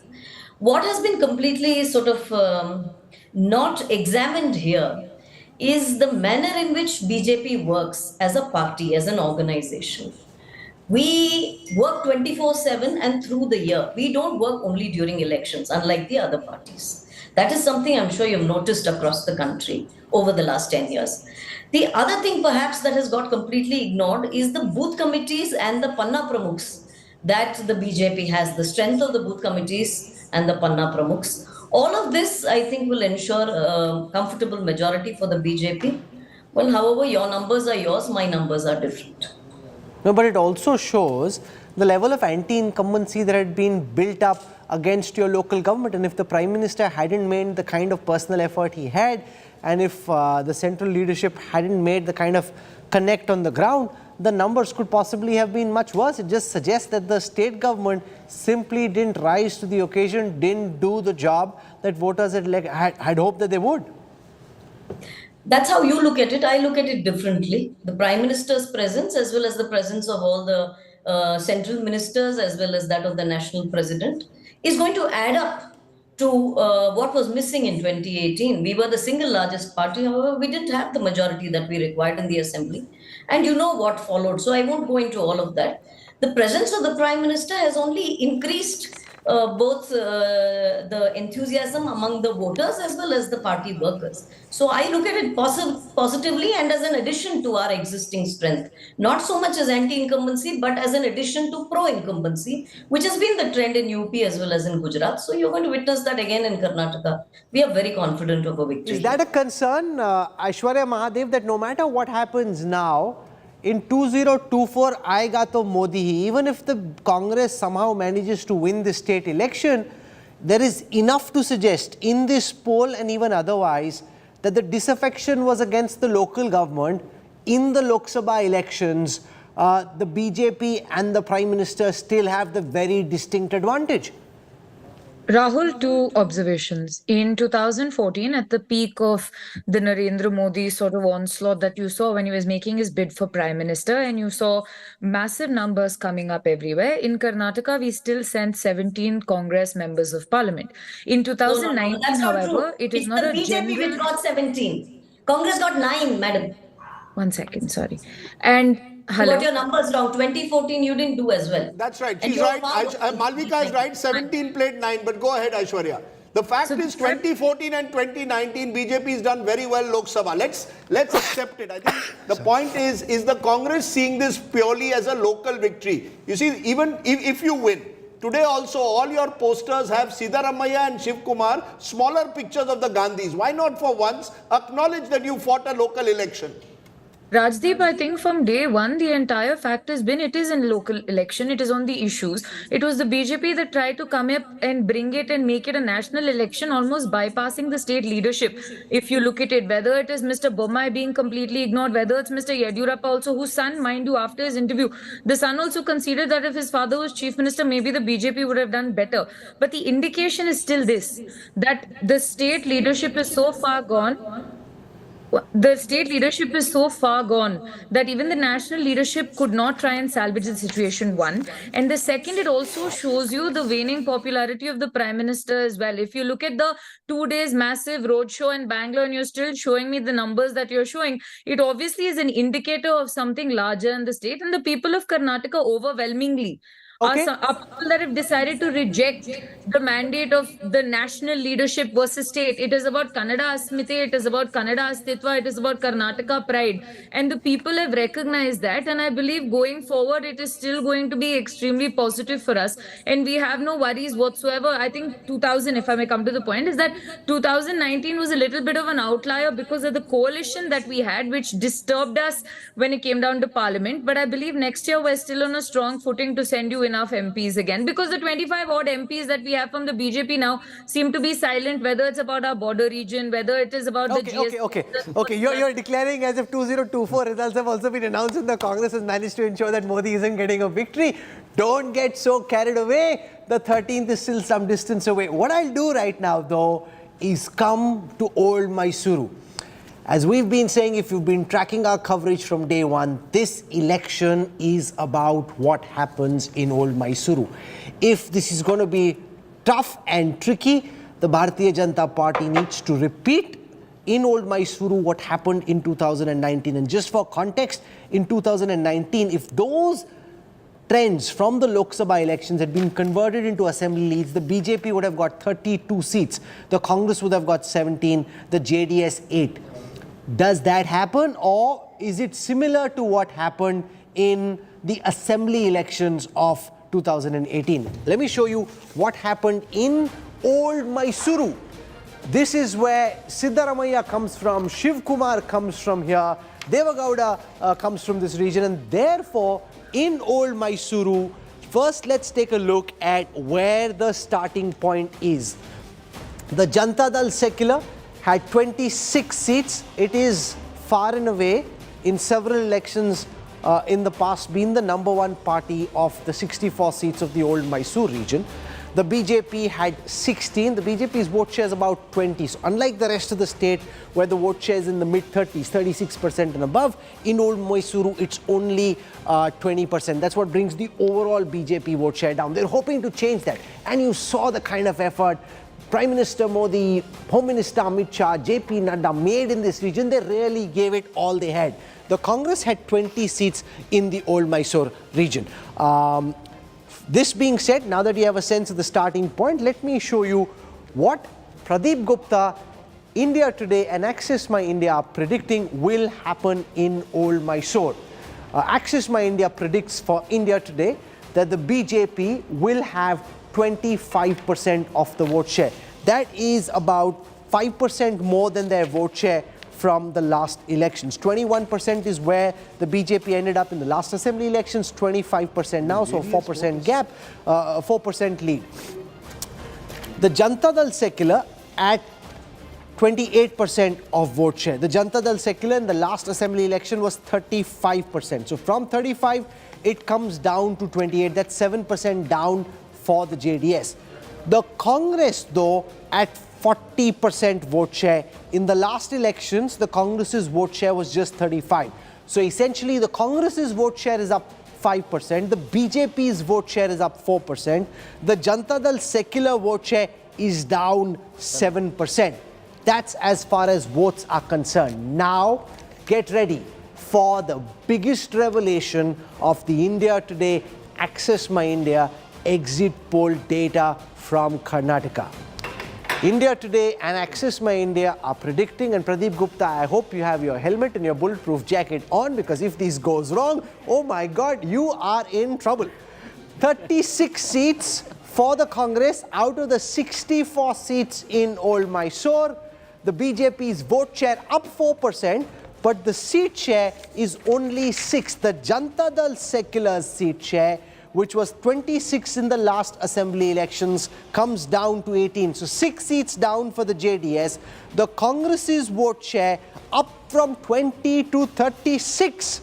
A 16-seat advantage for the Congress in Old Mysore. This, Rajdeep, is essentially the BJP working really hard, ploughing the fields of Old Mysore, and the Congress harvesting the bounty because they increased their vote share but not enough to win. So you punched the JDS took a blow, but you couldn't punch them hard enough to give them the knockout blow.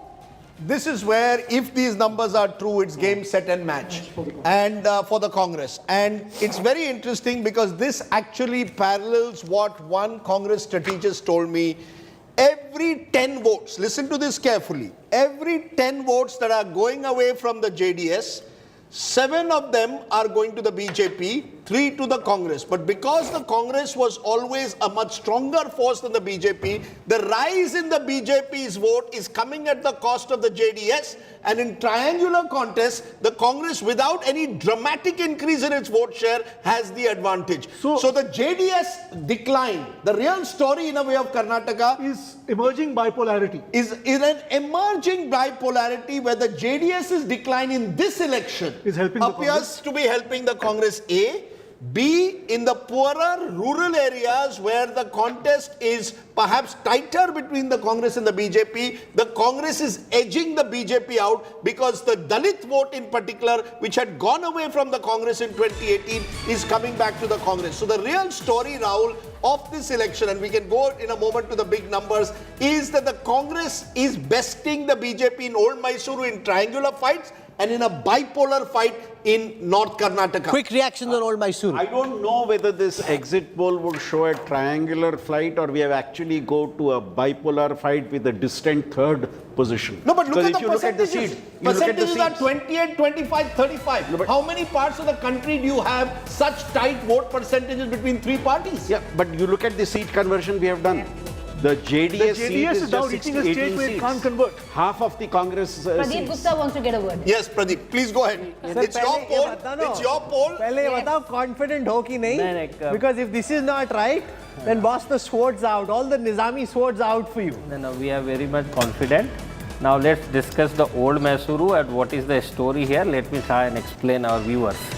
Last time in 2018, JDS and Congress secured 35% vote share each, 35, and BJP could secure 21, meaning BJP was distanced third. See the difference of vote share, the 14% vote share, 14 percentage points vote share between BJP and JDS 35 and Congress 35. Now what had happened this time, see the result of this vote share. This time it is 40% to Congress and 25 to BJP and 28 to JDS, meaning sharp split of the vote, making sure Congress is winning in big way. Similarity of Gujarat election when Aam Aadmi Party and Congress splitted the vote, and you see what has happened. No, but the gain to the BJP is only 4% from the last assembly but elections. traditionally, BJP even in this election did not have the credible face for all 64 seats. Remember Let me in tell you, 2019 21% vote share, meaning what? No, In so are you saying, no, correct me if I'm wrong, Pradeep Gupta, are you saying the JDS vote has come down, BJP vote has gone up in Old Mysore, but it's not enough to win seats. Yes. It's enough more to actually help the Congress. The rise of the BJP is actually helping the Congress. No, but I because want of triangular I fights. want to tell our viewers something very important. We put this exact same question to Home Minister Amit Shah when he came to the India Today conclave in Karnataka recently, and he said, you all are thinking very short term. Look at the big picture. This is not about one election. This is about what happens in the next 15, 20 years. They anticipate that the Janata Dal secular vote share will diminish even further. This will become a bipolar fight because even at its peak in 2008, the BJP was not able to get a majority across the state because of Old Mysore. This region of southern Karnataka held them back. Therefore, they're hoping that once the JDS's vote share diminishes even further, in 2019, the BJP had 42% of the vote share here. So that's where they've reached. It didn't happen in the assembly elections, but they say they are playing the long game here. They're playing should we give the big number? Just let's talk. Should we give the big number? Because in a way now the story is out. Let's just give the numbers. We can then go deep into the analysis of these numbers. Let's first look at vote share.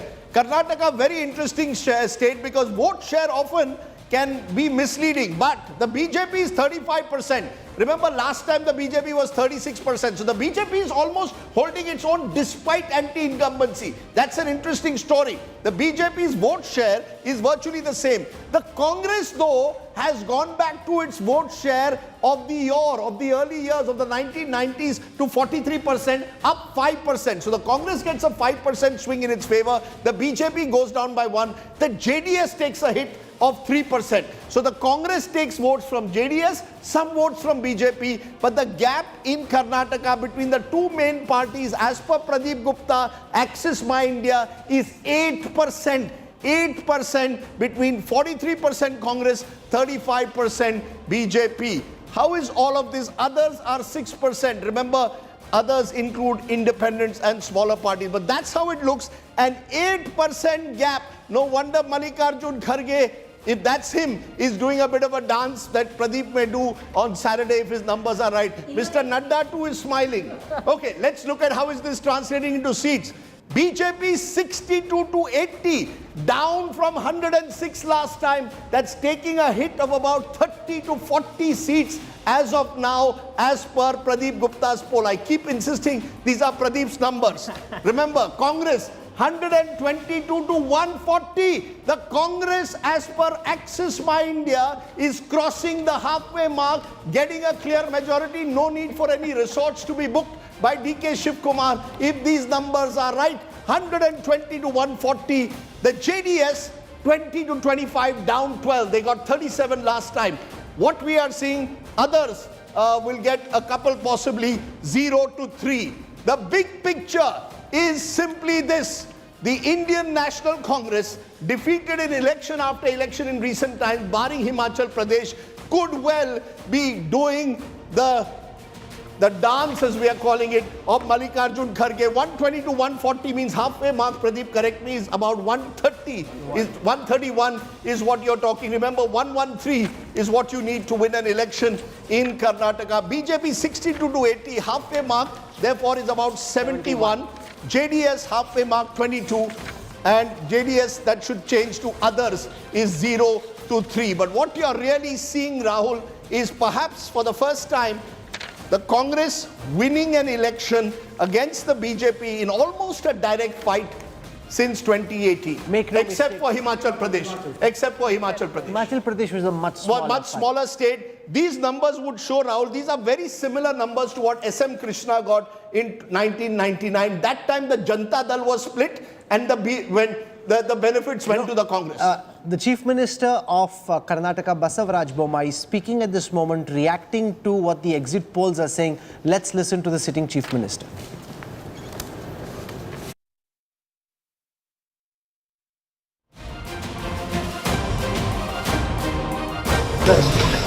Exit polls are exit polls. Yes, sir. And even these exit polls are going very close finish. So, but our information on ground is very clear that we are going to get 100% complete majority, comfortable majority. And the real poll results will be there on 13th. I think everybody should wait till 13th. So the polls are showing that some polls are showing neck to neck, and showing BJP at 95 and Congress at 106. Do you still feel that the exit polls are wrong? No, exit polls are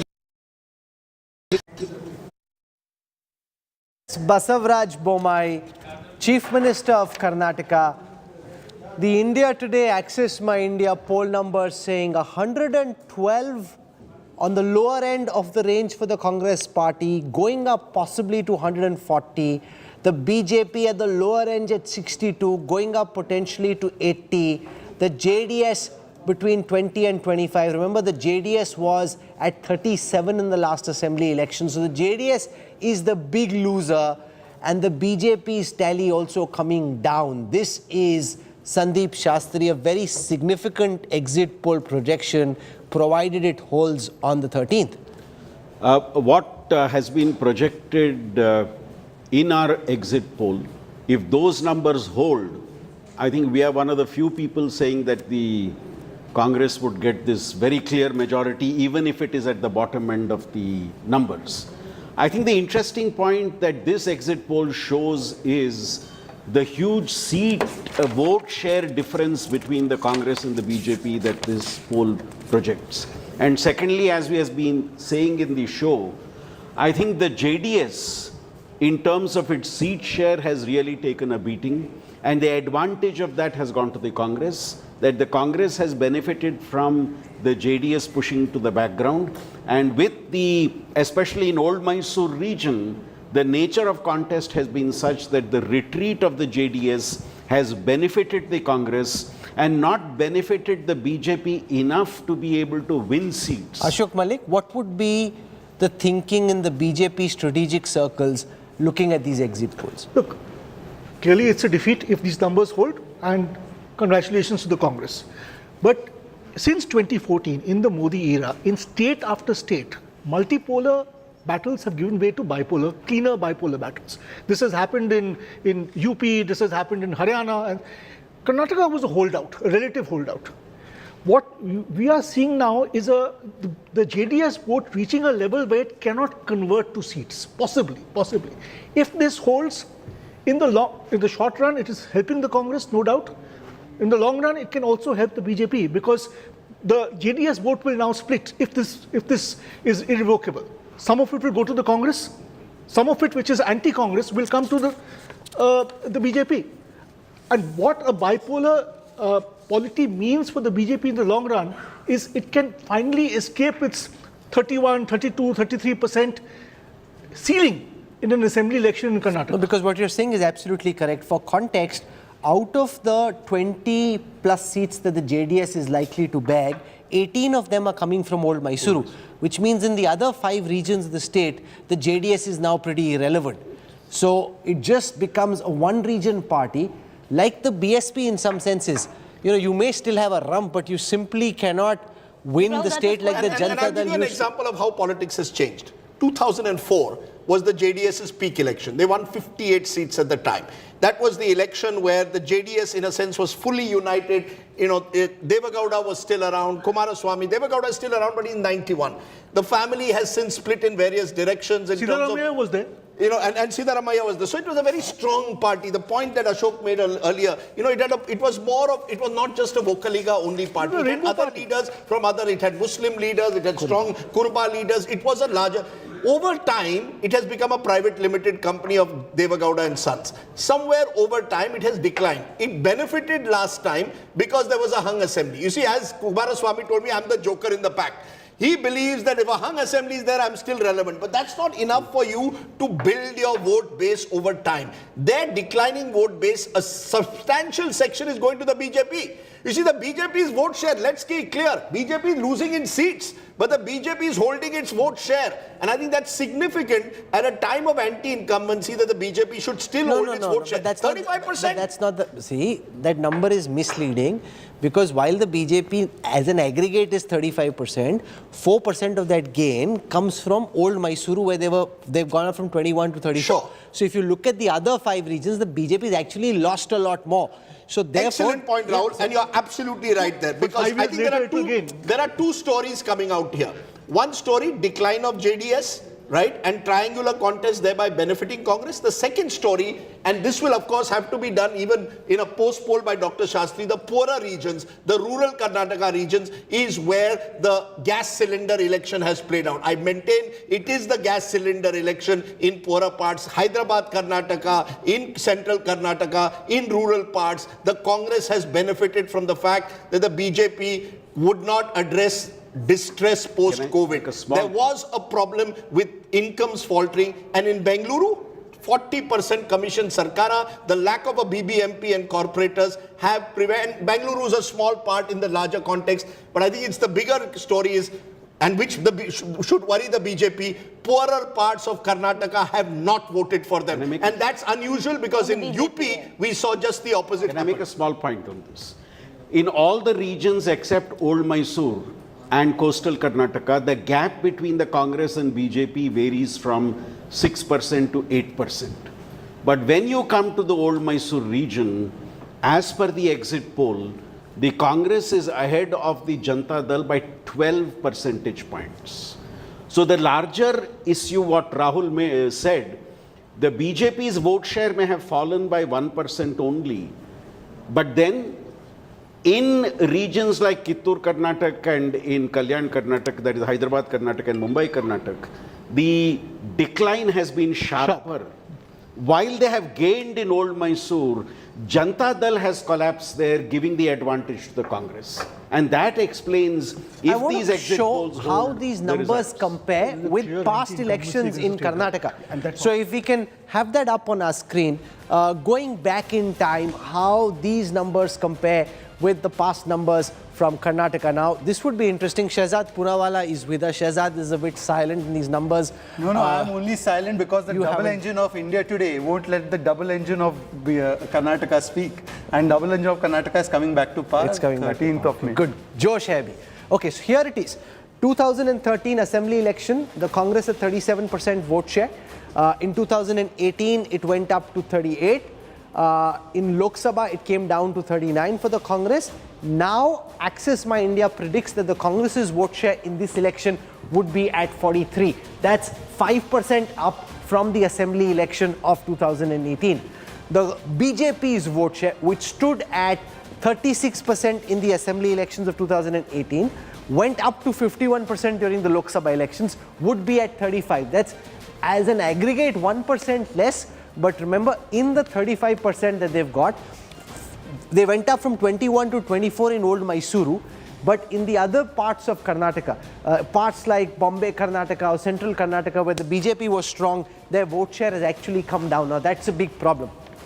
The other big story is the growing irrelevance of the Janata Dal secular, from 20% in the assembly election of 2013 to 18% in the 2018 assembly election to 16% now. The Janata Dal secular in some sense is becoming like the BSP of Uttar Pradesh. They're there, but they don't really have the ability to win too many seats. Now let me do the same thing when it comes to seats, to give you a historical context of how Karnataka is poised to look. Now, you know, there is Mallikarjun Kharge in most of these animations, and that's interesting because not just does he come from Karnataka, this is an election in his home state, and he's been wanting to be chief minister for decades. He had an opportunity multiple times over, including when SM Krishna came from behind and became chief minister. So he's actually led the party, according to the exit poll at least, to power. So from 122 seats in the assembly election of 2013, the Congress came down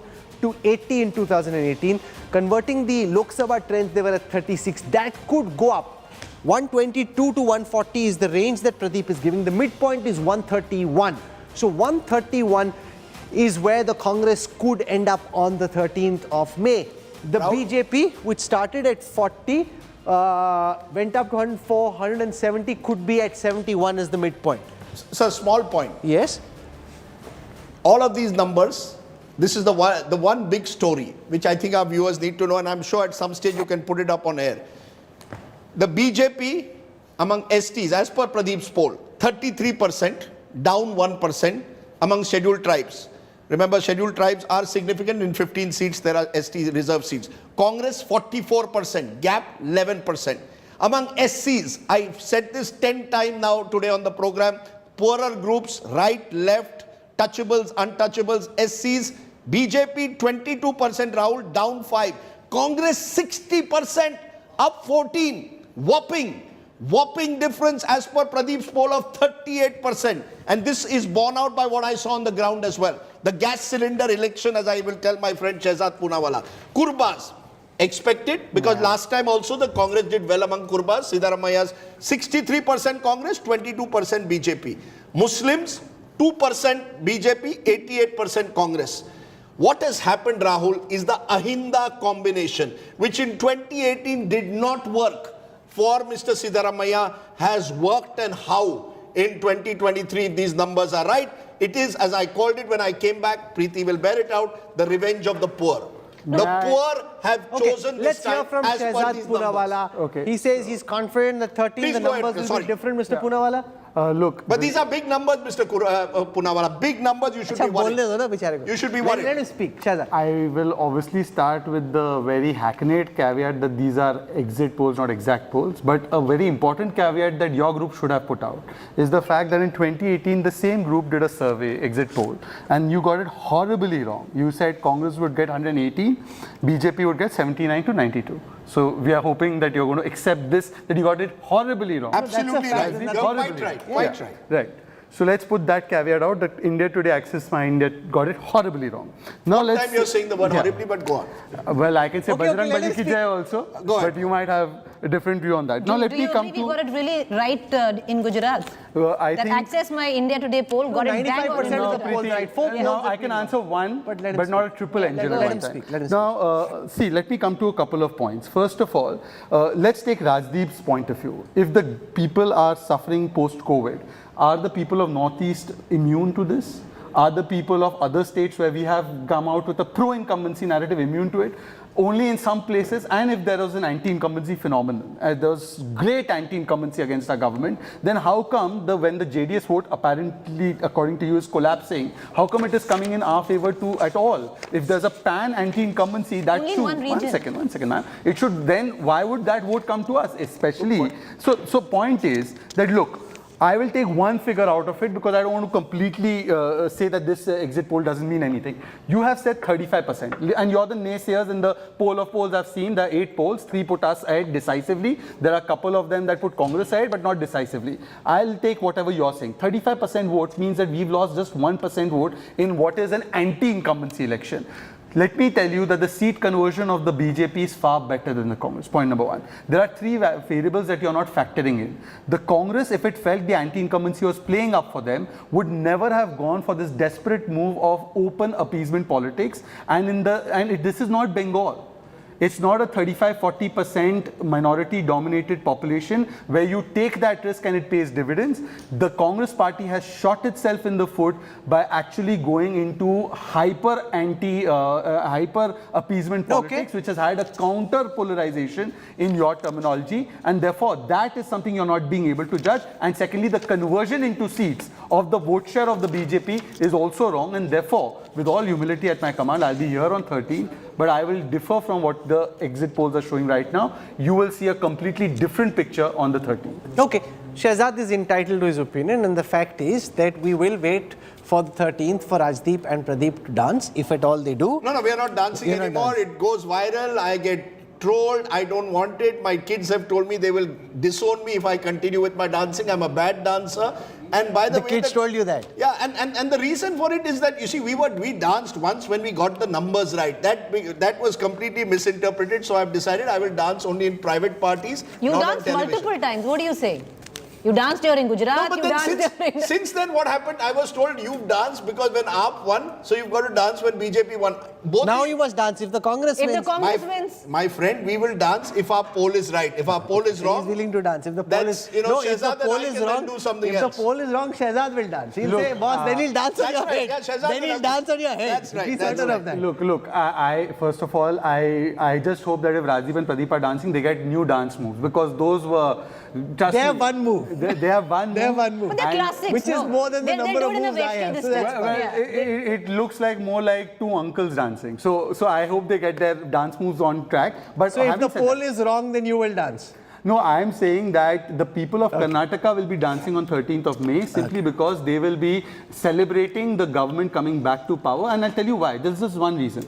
Look, Rajdeep's contention that a large amount of the JDS vote is coming to us when it's coming and there's an attrition. No. It's coming to both, but mainly to you. It somehow indicates a very Lok Sabha 2019 kind of vote. And if that is the trend, then I will say, again, with all humility at my command, you're not grasping the extent to which the BJP I just want to say something which is really funny. I'm sorry. Our producers just pointed out that some pollsters saw our poll and reversed their projection. They projected something else, which is directionally very different. But then they saw what India Today and Access My India predicted, and they very quickly went and they actually put out statement saying we've reversed. Galti se ulta chhap gaya. Hum chhapna kuch ulta chahte the, ulta. Anyway, doesn't matter. But no, where is this anti-incumbency? I can't find it with a megascope, microscope, all kinds of scopes. I'm putting periscope. Where is the anti-incumbency according to your poll? All that you're trying to tell me is that 1% is anti-incumbency, pan-anti-incumbency across the state, which has a history of not defeating on point 1. Shehzad, now you must let me also speak. Yes. The fact is that a state like Karnataka, which is why we've done the poll the way, is region by region. And that's how we've done. In coastal Karnataka, you've held your own. Where you've taken the hit is Central Karnataka, Hyderabad-Karnataka, and Kittur Karnataka. In Kittur Karnataka, I think the numbers will need greater explanation, which Dr. Shastri can provide. In Hyderabad-Karnataka, Central Karnataka, it appears that the poorer parts of rural Karnataka have seen strong anti-incumbency. Old Mysore region has seen a 3-cornered fight where you've grown in vote share but benefited the Congress ironically as a result. That's the big picture I'm giving you, Shehzad. Tanveer Ahmed of the Janata Dal Secular is joining us. And one of the big takeaways from this poll, and I'm focusing on the Vocaliga vote share for a moment, is that the JDS's grasp of the Vocaliga vote share, which in 2018 stood at 54%, is now down to 46%. The Congress has increased its Vocaliga vote share to 24%, which is up 7 from the last poll, and the BJP at 25%, which is up 2. What seems, unfortunately, Tanveer Ahmed, from your perspective, to be happening is that the JDS is becoming a BSP-like party in Karnataka, increasingly irrelevant to who forms the government. From 37, you're now likely to be down to between 20 and 25. Rahul, firstly, I'm really glad that you have given us 24. Last time it was 18 and we ended up getting 38.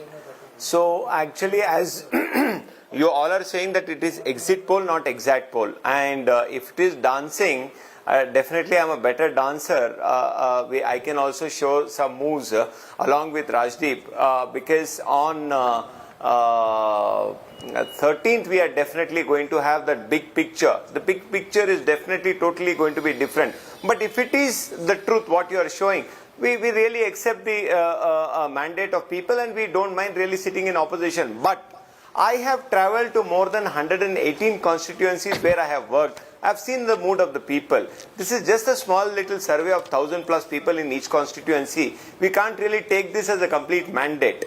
And we are really hopeful that people of Karnataka has really blessed us with a large number.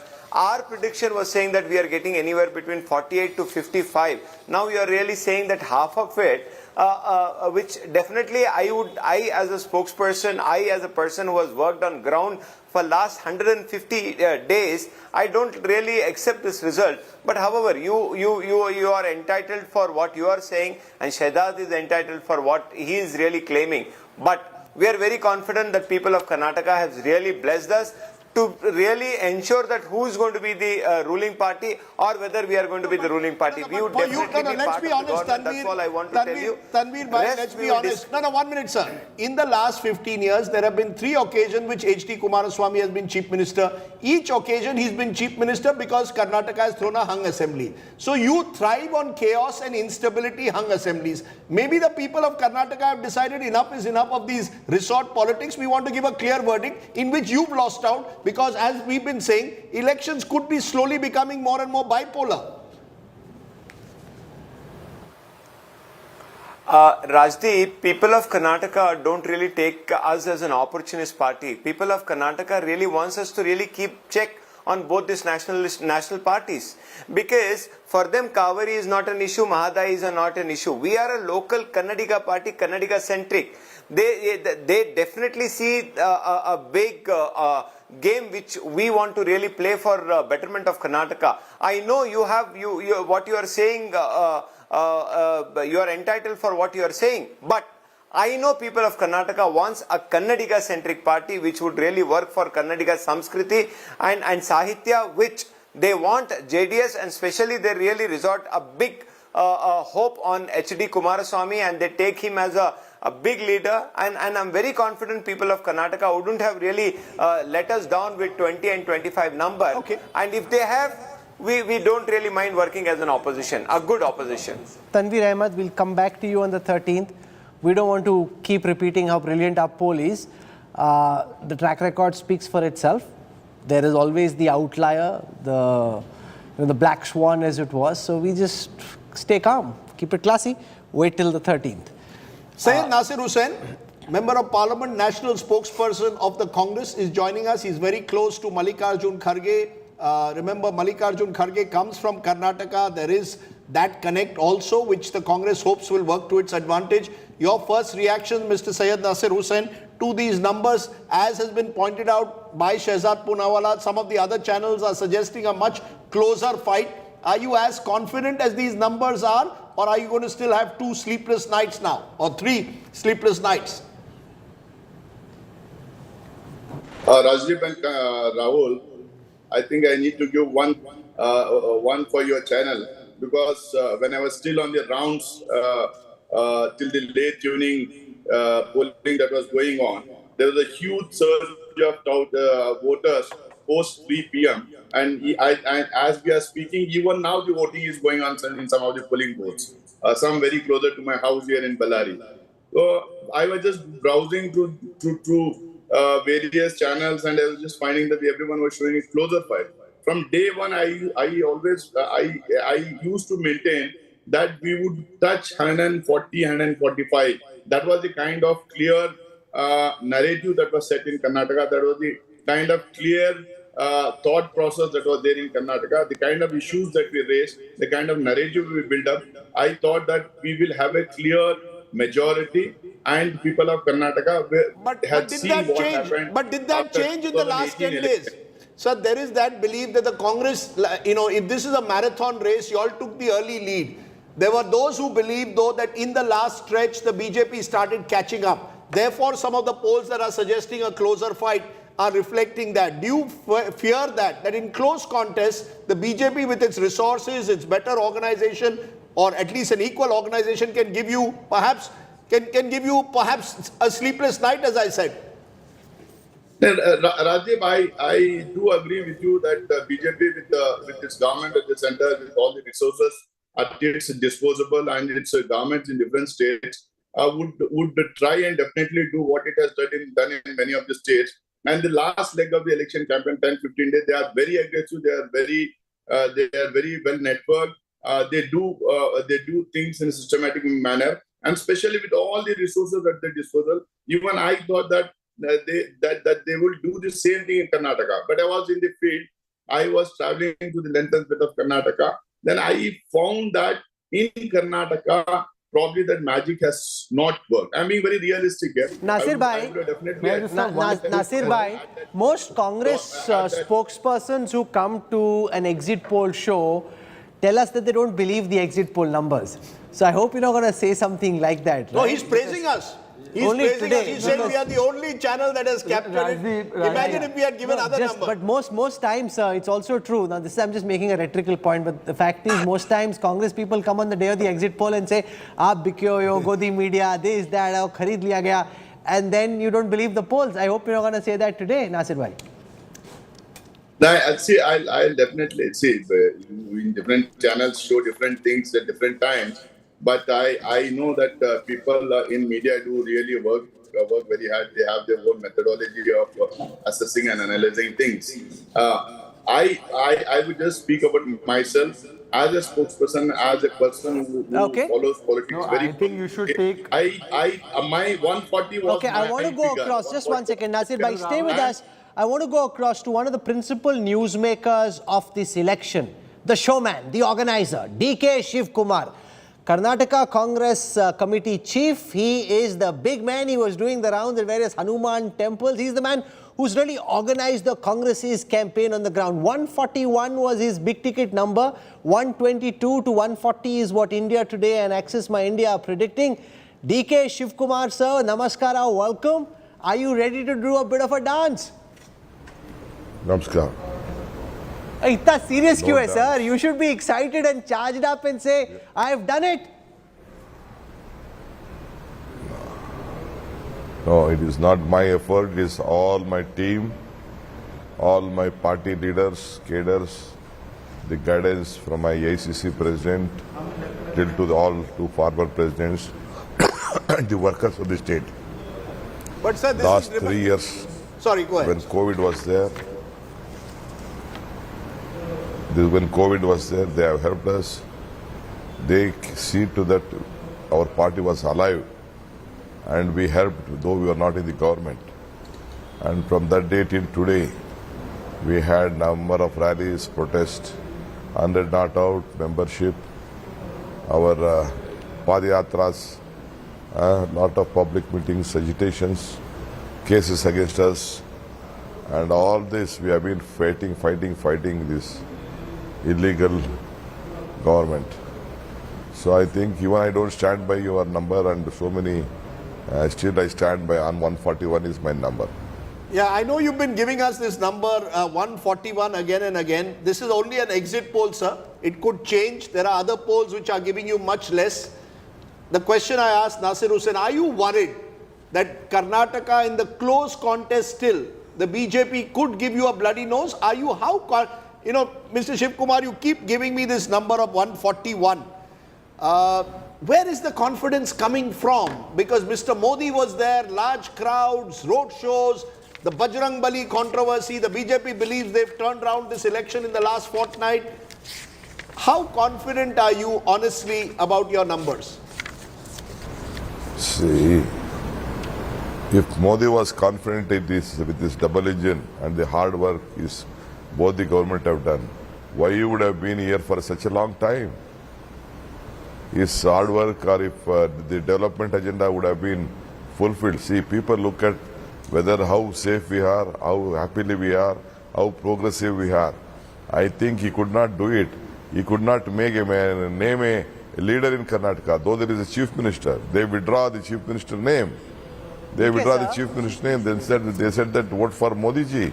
We have respect for Modi ji. Modi ji will not run the government here. So he knew that he is coming below 70, 75. So he rushed up. He is trying to do whatever he wanted. We wish him all the best, but still I don't yield to any of the survey numbers also. I stand by 141 is my. So are you saying it was Siddaramaiah, Shiv Kumar versus Bombay? Is that what you are telling us, that Mr. Modi was not a factor in this election? This was a hyper-local Nandini versus Amul issues on the ground in terms of gas cylinder. I saw you doing puja to a gas cylinder. This is purely a local elections. This is not the election. Modi name will not work out here. Modi engine did not work out here. DK sir, it has failed. Nothing, DK sir, nothing. It is purely local. If these numbers hold, people wanted to, yes, people and wanted if the to. Congress does get a majority, are we speaking then to the next Chief Minister of Karnataka? Let us 30 or let us come out with the after the result. Definitely, I'll open my mouth. Till that time, I'll not open my mouth. But I'm not a sannyasi here. If these numbers hold in the Old Mysore region, where seemingly you've done very well in the Vokaliga belt, you've been able to pull away a percentage of the JDS, then you're poised to ask to be the Chief Minister. See, in Vokaliga belt, you take it from me. 23 to 24 seats Congress party is winning in Vokaliga. Would you give yourself credit for that, and that would possibly make you as a contender of being the next CM face, sir? I am not a contender for anything, I say. Congress no, but party surely this is one of the big things in your mind right now. Come on, DK sir. DK sir, you're being so serious. You're not smiling. The polls are showing you're winning. The party. You've come with your most serious look right now. The biggest question is who will be the next Chief Minister of Karnataka? I'm sure in your heart of hearts you're thinking, boss, I've done it. I hope what happened to Sachin Pilot doesn't happen to me, that I am somehow able to ensure that Siddaramaiah doesn't do a Gehlot and I will be Chief Minister, not Siddaramaiah. This has to be playing in your mind somewhere. Let us not discuss on this. We all will sit together, we will decide together. Don't worry. Okay, our Professor, party is capable of handling situations like this. Professor Shastri has a question for you. Yes, go ahead, Dr. Shastri. Shiv Kumar or Sandeep Shastri here. A small question to you. Oh, do you think namaskara. If these, Sorry, if is a big I could not if, meet of course, you. Please if these numbers hold, me. your strategy of focusing on the local, getting your national leaders also to focus on the local and not talk about national issues, do you think that was a strategy that is working? That is, if these numbers hold. I remember, Shastriji, last 2-3 years back also you had written that only local can work out. You had written somewhere, I see that you had guided the party and the state also, how it has to be. What are the sentiments of the people of Karnataka? We have moved in a similar manner, and we want the local issues to be there now. That is the priority, and I think our leaders also concentrate on that. We did not go to the national issues. They tried to deviate on this emotional angle and communal angle. We did not burst to them. We took up locally, and the people of Karnataka are convinced that the image which has been done to have a corruption-free government, a development-oriented government, a government with a governance, a vision for the better Bangalore, for a greater Bangalore, and for a global Karnataka. That is what we wanted, and I think we have proved to the people, we have convinced the people, including Bangalore city. So look at Rajdeep, how seriously he's giving every answer. It's almost as if he's speaking, exuding the energy, exuding the energy of a chief minister in waiting. Yes, sir. Yes, sir. No, Rajdeep, you just remove the word if you win. We will win. This is my word. Okay. Will you be CM? If you win, will you give credit then? You've said very clearly on this show, and I like the idea you said it, that this is a victory of a local election if you win. Will you take the credit for local elections to the local leadership? The problem with your party, I've often found, you all misread the wording. You will go and say, no, the Gandhis came in, Priyanka Gandhi, Vadra, Rahul Gandhi, they campaigned, that's why you won. Will you all for once say, locally empowered leaders like yourself, Siddaramaiah, deserve credit? No, I mean, you... Come on. That's, that's the fallout of a local election. Local leaders should take credit. See, one of the election, one of your intro or somewhere, I think I mentioned, 40 in politics, 49 is 0, 51 is 100. At least Mr. Mallikarjun Kharge, Priyanka Gandhi, Sonia Gandhi, Rahul Gandhi, and my entire AICC team, they have done their best. They have given their work now, who's so the hard. Captain? Who's the captain? Spend their time here. Who's the captain? You like cricket? You like cricket? RCB's captain is Faf du Plessis. Who's the captain of RCB's captain is Faf du Plessis. Who's the captain of the Karnataka Congress? No, here I play chess more than cricket here. DK sir now coming into form. See, he started off a bit slow. Now he's perking up and coming into full DK mode. Tell me honestly. What did he say? I play more than... He said, I play chess, I don't play cricket. I'm more shatranj ka khiladi. Tell me this, DK sir. Were you genuinely concerned when the BJP went out all guns blazing in the last week of campaign, and when you had that Bajrang Dal versus Bajrang Bali kind of moment, and the Prime Minister Amit Shah, the BJP big guns, unleashed the might of their artillery? Were you a bit shaken at that moment?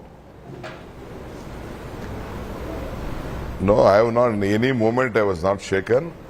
That they tried to seek in our manifesto, media picked up that issue. But that is not the issue. The issue is a government with a governance about the price rise, about the local issue. That, Karnataka it is not like you can not fool people like UP and other parts of North India. They are not least bothered. See, I am telling you, you take out from the coastal belt, and including the Malnad belt, where we had lost the entire Malnad and the coastal belt. Their numbers will be so, more than 50% we will reach there. That is how our numbers are. I am not discussing on North Karnataka, Kalyan Karnataka or other part. I am even telling you in the coastal belt and Malnad belt. No, but what changed? You see, because the BJP played Bajrang Bali when you all had it in your manifesto, and I saw you and your other leaders respond to that. You said, we'll have Hanuman Mandirs across Karnataka, don't worry. But also I saw simultaneously you were doing puja to the gas cylinder. For me, that was a defining image. Congress recognizing that the gas cylinder makes a difference. No. Is this a gas cylinder election or a Bajrang Bali election? It is a gas cylinder. Honorable Prime Minister taught us a lesson. We had to take a leaf from the Prime Minister. He showed us, he discussed, he said, you do puja. Okay, he had a victory. So the same manner, I am just taking a leaf out of the Prime Minister and conveying to the people of Karnataka. DK sir, tell me honestly, did you know that this Bajrang Dal ban issue would be infused into the manifesto? I heard from some sources in the Congress that some local leaders didn't know that this was coming, that this was done by the manifesto team, and you didn't know that this Bajrang Dal issue would be in the manifesto. Tell me the honest truth, sir. See, I don't want to discuss things. We have released the manifesto. We will stand by it. That's all. Simple. No, but you didn't know earlier that this is there, right? That's what you are suggesting. You didn't know that this was there. I don't want to discuss. We have released whatever we have released. We stand by it. The interesting thing is he's not saying he knew. You could just say that you knew earlier. You're not saying that you knew. That makes me even more curious, which basically means you're not saying you knew earlier. Yes. We knew. Definitely we knew. There is nothing wrong in it.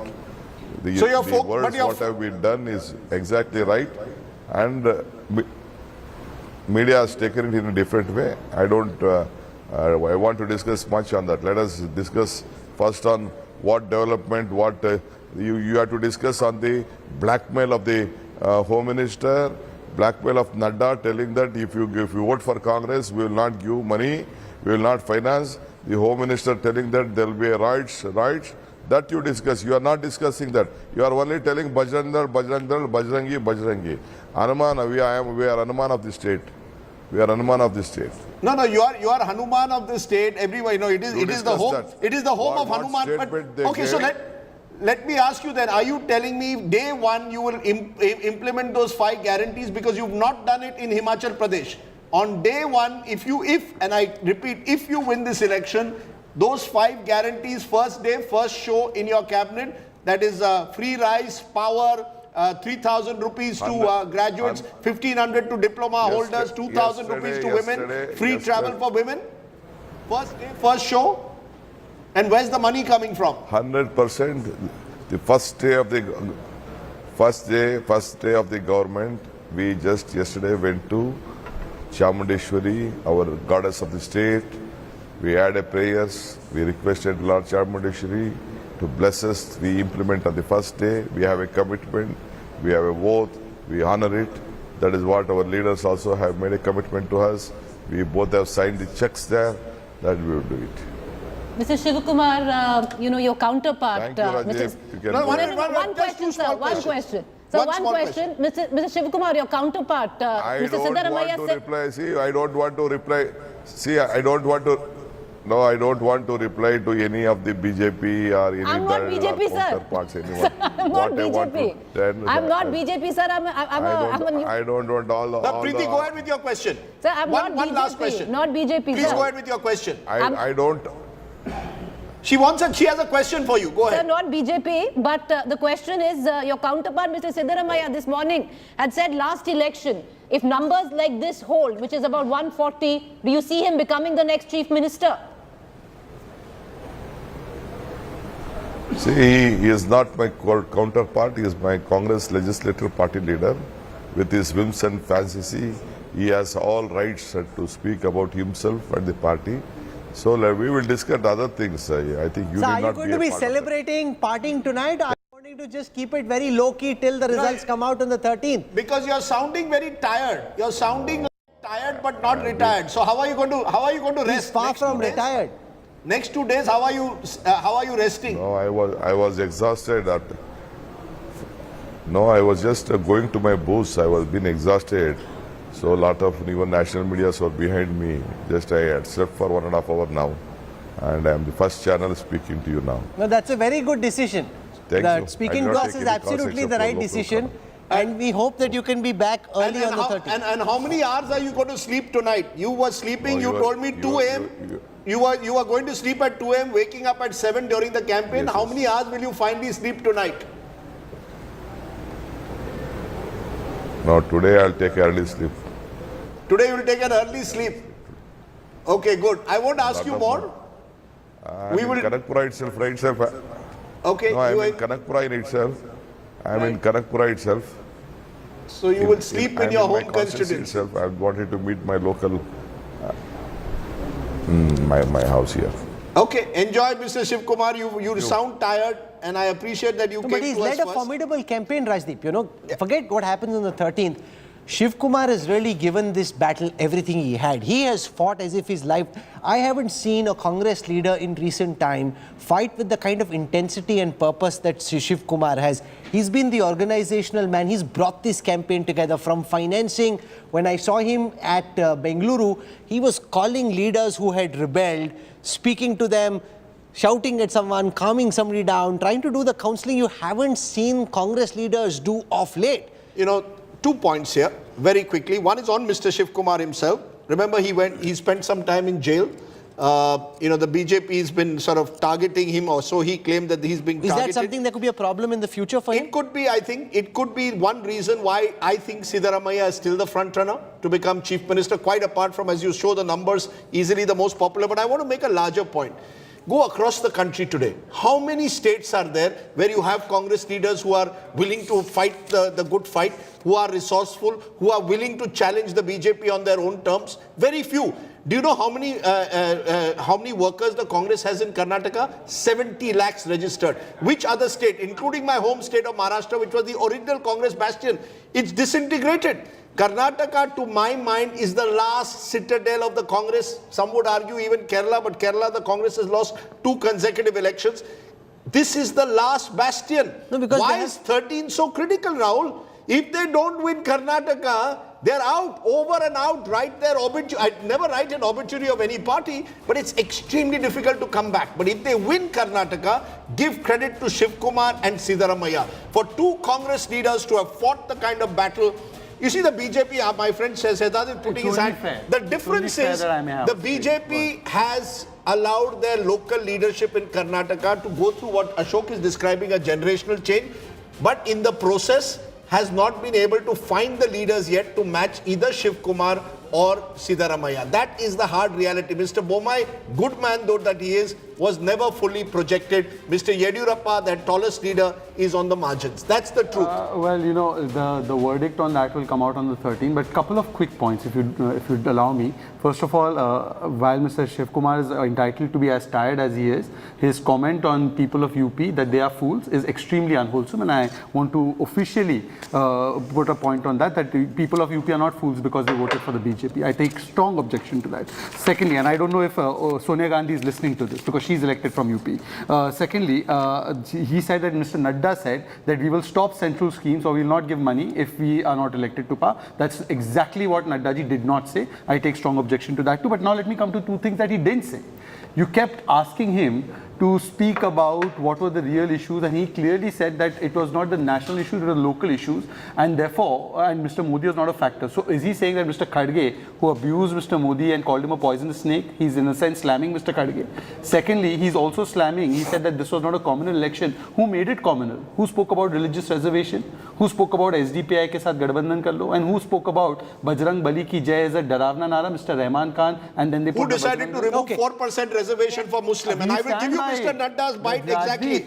Rajdeep, please explain to me, the people from Congress want to make it 6%. We are absolutely committed that there was never any reason to give religious reservation, and Mr. Nadda's bite, as quoted by PTI, is let Karnataka not be devoid of the blessings of Modi ji, which is why I appeal to you to ensure that the Kamal wins and continues the development of Karnataka. Therefore, there was a link. There was an attempted link between a double-engine Sarkar and Karnataka. No, that's exactly not what Mr. Nadda said. What is this? This I'll is tell the you, can I explain? When there is a central and a state government, the schemes are implemented seamlessly. The Kisan Samman Nidhi was not implemented seamlessly here till the time they had a government of Siddaramaiah. The other schemes are not implemented seamlessly. When there is a double-engine Sarkara, it is implemented seamlessly, and therefore Karnataka grew to number 1 in FDI. Let's spend your smile says it all. On my smile says nothing. I always smile. Your shows that you're in agreement with. Opinion is free.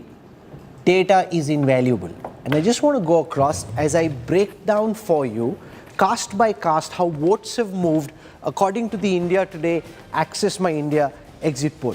So this is very significant because we'll be able to plot in comparison with actual vote share from the last assembly elections, how different communities have voted in this poll. So we'll start with Lingayat votes, which is about 14% of the overall votes of Karnataka. About 76 seats the Lingayats dominate in. According to Access My India, BJP is projected to bag 64% of the Lingayat vote share. In the last assembly elections as well, the BJP had 64% of the Lingayat vote share. So there's been no change. The BJP has held on to its Lingayat vote share. This is a significant takeaway from this poll because there's been so much talk about whether the Lingayat vote share will fragment. Our poll shows that hasn't happened. The Congress amongst the Lingayats is expected to bag 20% of the vote share. In the last election, the Congress had 16% of the Lingayat vote share. So the Congress's vote share amongst the Lingayat community up 4%. As far as the JDS is concerned, their vote share amongst the Lingayats is now 10. In the last election, they had 11, so that's about down 1. Let's now come to the Vokaliga community, the second most significant community block in Karnataka. About 11% of the total voters of Karnataka, commanding about 54 seats where the Vokaliga community dominates and determines who wins and loses. That's where Shiv Kumar comes from as well. The Congress here projected to bag 24% of the Vokaliga vote. This is up 7% from the last time. So because of the effort of the likes of Shiv Kumar and because of the way the Vocaliga vote has shaped up, the Congress has been able to increase its vote share amongst the Vocaligas by 7%. The big story there is that the Janata Dal seculars' grasp over the Vocaliga vote share is down 8% from 54 to 46. That's one of the biggest takeaways from this exit poll. The JDS no longer dominating the Vocaliga vote share in the way that it did till 2018. Let's now come to the Kuruba community. This is where Siddaramaiah comes from. 7% of the total votes in Karnataka. Amongst the Kurubas, the Congress, according to the India Today, and this is the first time we're putting this table out, so it's very significant in terms of understanding what really happened in this. 63% of the Kuruba votes projected to be backed by the Congress. In the last assembly election, this was 59. So that's 4% up from the assembly election of 2018. The BJP, and we heard various BJP leaders say they've got Kuruba leaders now, they hope to pull Kuruba votes away. That hasn't really happened in the way they would have thought. Last time they're at 23, this time they're at 22. That's actually down 1. Let's now come to Muslim votes. And this is where Congress spin masters will say that the Bajrang Dal, Bajrang Bali issue actually worked in their favor.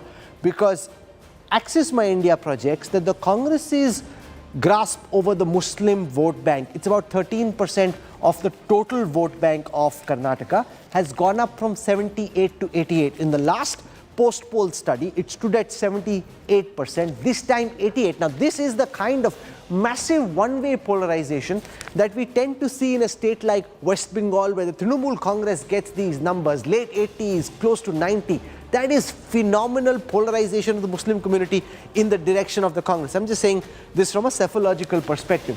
The BJP picking up only 2%, the JDS 10%. Now the thing here is that in the last election, the Janata Dal secular had about 8%. So what we're seeing is a lot of the Muslim vote consolidating in favor of the Congress party. After this, can we now show you how men and women have voted? Now, this is important also because typically in election after election in recent years, we've seen the BJP do very well amongst women. Now, this would be disconcerting. Just look at the data. Forget the politics, look at the data. Here, the BJP and the Congress's gap amongst women is 11%. 44% of female voters told our pollsters that they voted for the Congress. 33% of the female voters said they voted for the BJP. Amongst the men, the gap is only 5. Now, this is one of the biggest takeaways from this post-poll study. Pradeep Gupta is here. Can we just bring him in? Because I'm very curious to understand how this works. Take Rahul, any state recently, Rajdeep, the BJP has been, except say West Bengal, where the BJP, because of Mamata Banerjee's presence, and say AIDMK under Jayalalitha. This kind of a gap, 11% gap, Rajdeep, what do you make of this? Rajdeep Sardesai said it's the gas cylinder election.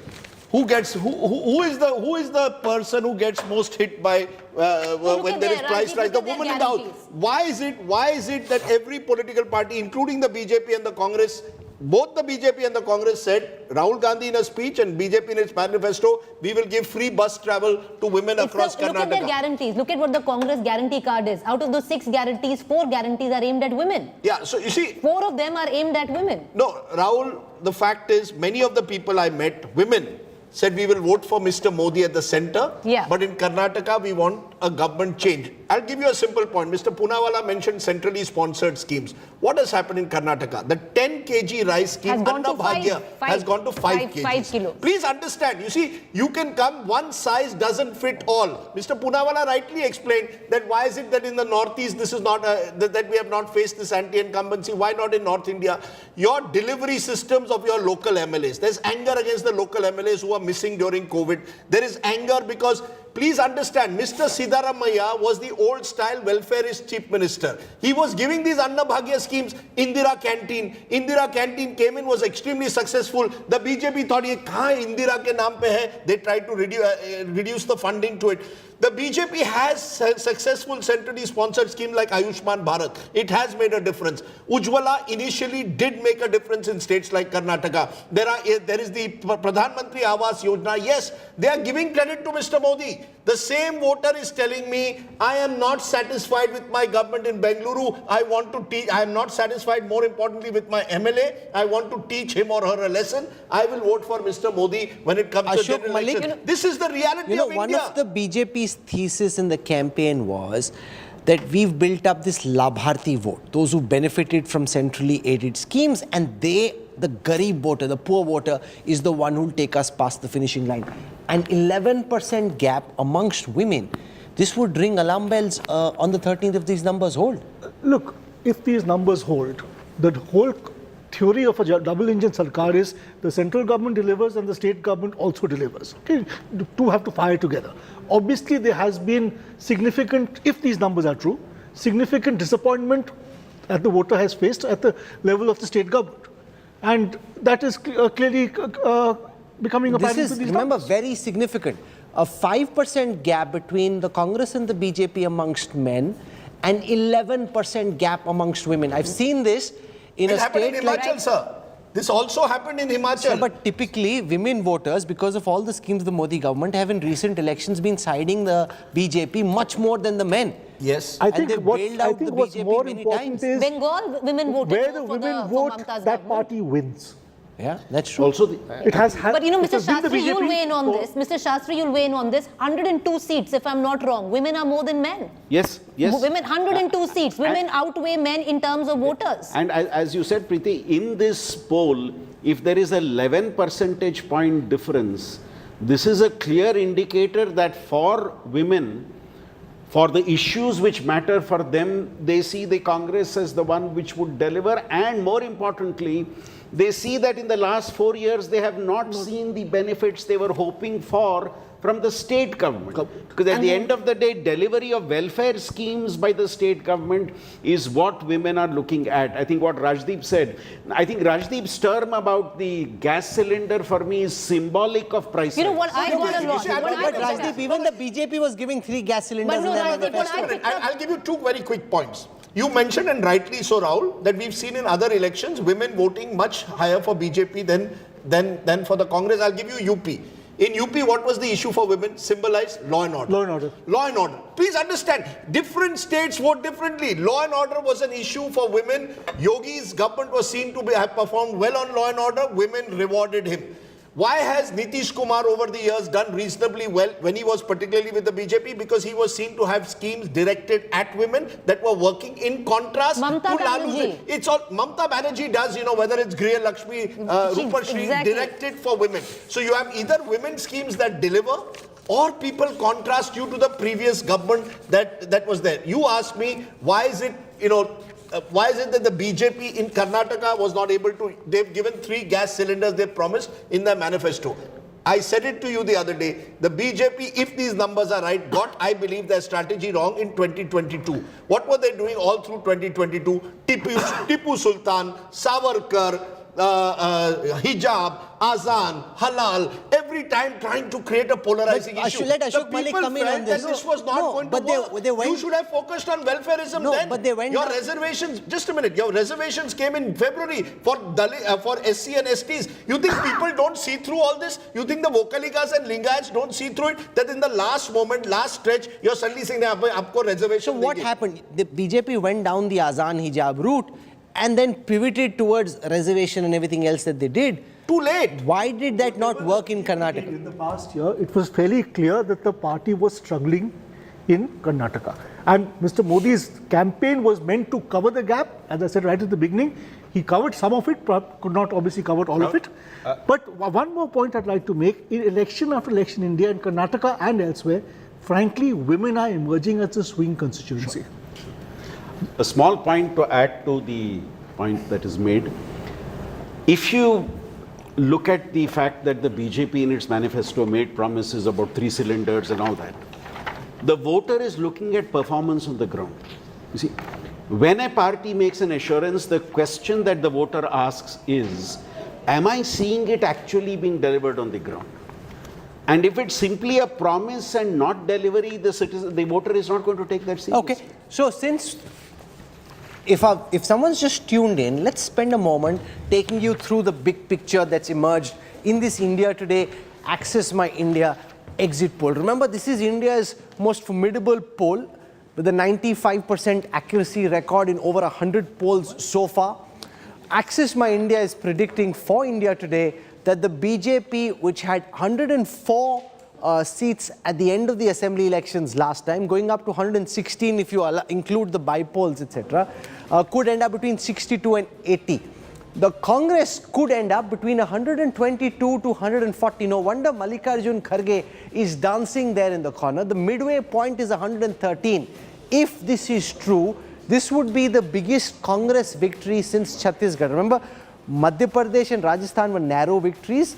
Himachal is in a small state. In a state as significant as Karnataka, this would be the biggest victory that the Congress has had in a direct fight with the BJP if these numbers hold on the 13th. The Janata Dal Secular, which had 37 seats in the last assembly elections, could be down between 20 and 25.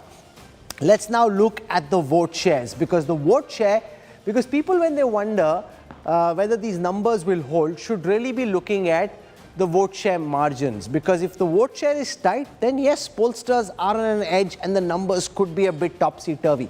But if the vote share gap is as big as this poll suggests, then, well, the BJP has a lot to be concerned about. This poll suggests that the BJP, and there were 37,000 respondents in this poll, Access polled in every single seat, 35% of the vote share for the BJP, 36 is what they had last time. And when you look at it from 30,000 feet, it looks like the vote share is down only 1%. But remember, in one big region, the biggest region of Karnataka, the BJP's vote share has actually gone up by 4%. And in coastal Karnataka, they've held on. So essentially in Hyderabad-Karnataka, in Bombay-Karnataka, Central Karnataka, the BJP's vote share has come down, which is why the BJP is as badly off as it is when you convert those votes into seats. The Janata Dal Secular projected to bag about 16% of the vote share. In the last election, it was 18. So that's about 1.5% down. So that, Rajdeep, is the overall picture. When you look at these numbers and dissect them, what, according to you, is the big ticket national picture that emerges? The big ticket national picture, and this is where, I think the Congress should sort of hold their horses, because I can see Congress people already celebrating, saying Karnataka will be the platform for our national revival. We've seen that in the past. This is a state which for 30 years, there's a trend of voting separately in national and state elections. This is what it does show, is that when you hyper-localize an election, you have a strong local, credible local leadership, you can benefit from it. The Congress is certainly doing that in Karnataka. But to suggest that if this was a national election, the results would be the same, would be completely missing the wood for the trees. I maintain, Rahul, and I said this in a vlog that I wrote, Siddha for Bengaluru, Modi for Delhi. I heard it again and again from those same poor women voters. And I think that is the distinction we need to draw. The big national picture is simply this. The BJP needs to recognize that Mr. Modi cannot be one size fits all. He cannot simply swoop into a state, do road shows, do these high profile rallies and lift an organization that suffers from anti-incumbency on the ground. So that's the message to the BJP. The message for the Congress is don't misread the verdict. And the message for the Janata Dal Secular is you can't run an election only as a family bastion in a small area and expect every time to have a hung assembly and have your market share intact. Yes, ma'am. We talk about the national elections next year, but there are big 4 elections coming up by the end of the year. If you just look at the vote share right now where the Congress stands, about 5%, it's jumped up from 80 seats to what is being projected right now. Every time, if you've seen, even in the past, that the Congress has a vote share which is close to 40%, anywhere near 40%, it can easily jump up. in terms of seat share. With one caveat, remember in 2 of those 4 states, the Congress itself is in power. Yes. So they will then be measured by their own delivery systems in Chhattisgarh and Rajasthan, as the BJP will be in Madhya Pradesh, as KCR will be in Telangana. I think the big picture is when you're in power, people will vote for you or not vote for you based on your delivery on the ground. Yes, Rajdeep, Professor Shastri. the big picture is that at the state level, credible leadership matters in a big way. Are you saying Mr. Bommai was not credible? No. Now, you had a state government which was quite unpopular, which was not delivering on the ground. And if your chief minister was popular, why was he not your chief minister? But Rajdeep, Are you saying that the PACE CM, the 40% Sarkara hit the BJP? They were on the defensive because of these factors. Okay. But Rajdeep, you and I both were on ground. You heard Modi in every district. Did you hear Bommai? I didn't. I heard Modi, Modi, Modi, national, and I didn't hear Bommai. Okay. Preeti, one more quick point. Let's not read this exit poll as a mirror for next year. I think that would be the biggest mistake we would be doing. Across the state, I have heard BJP Modi supporters say, next year it's Mr. Modi. This time we want the state government to go. Okay, but either way, there are lessons for both the national parties.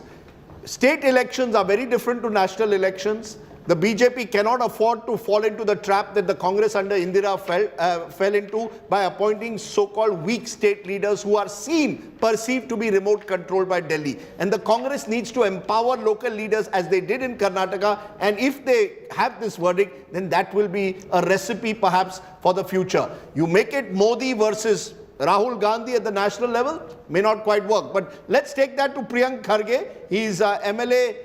Chairman, was MLA of course till recently, he is the communication chief of the KPCC, son of Mallikarjun Kharge. Also joining us, Yogendra Yadav, Dr. Syed Zafar Islam of the BJP, Dinesh Gundu Rao will also be with us, but Priyank Kharge has to leave shortly, so I'll come to him first. Mr. Kharge, if these numbers hold, it's a big if.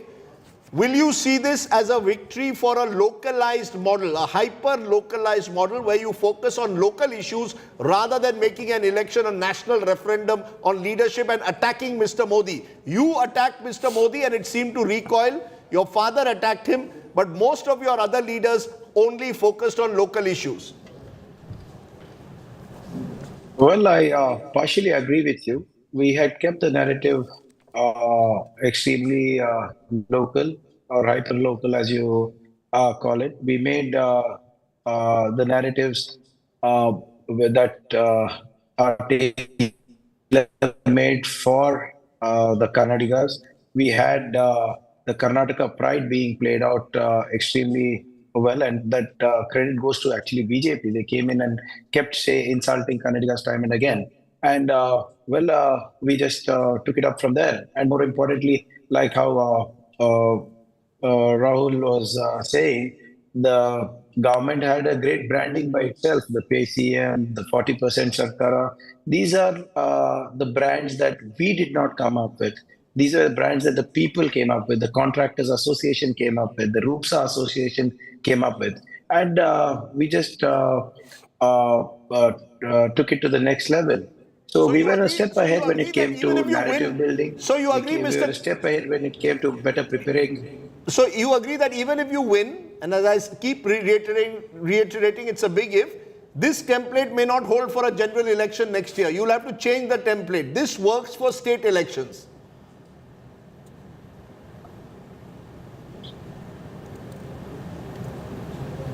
See, like I said, it does. Again, I agree with you partially.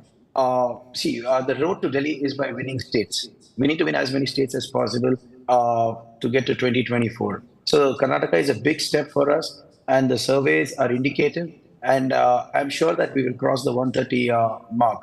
But as you know, in Karnataka, we have just one MP, and the only way we have is up. So we have hit the rock bottom here, and I'm sure we can get to at least 15 to 18 Okay.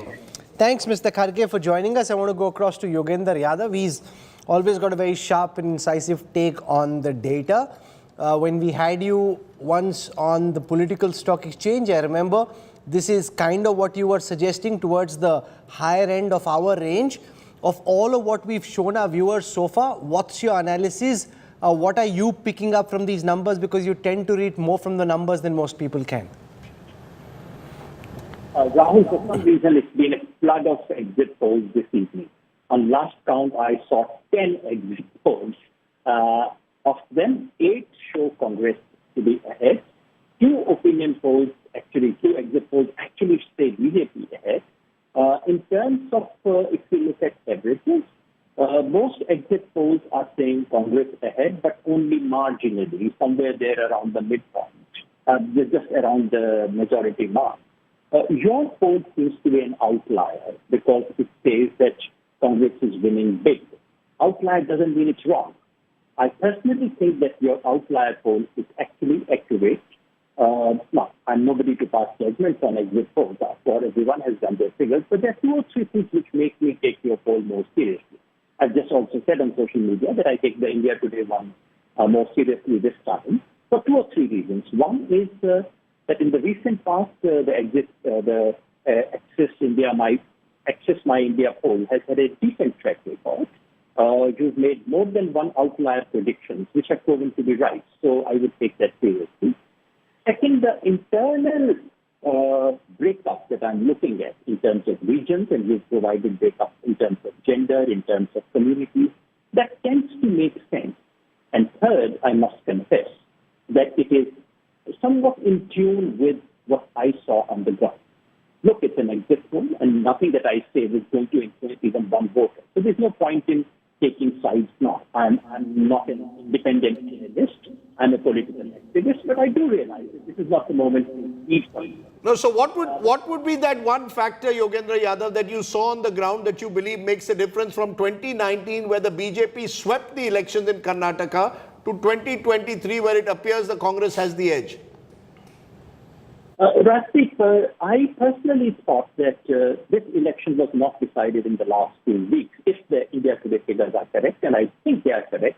I personally, incidentally, I should just put on record that I do not rule out the possibility of Congress doing even better than your other edge. But that's just a possibility. What has changed? To my mind, first of all, credit should be given where it's due, namely the Bombay government. It's such an incompetent government which enjoyed such poor credibility with the people. I traveled, so did you. I did not meet one BJP supporter, BJP voter, who is willing to defend the track record of Bombay government. You talk to BJP voters about Bombay government, and they will say, no, so they are not. Okay.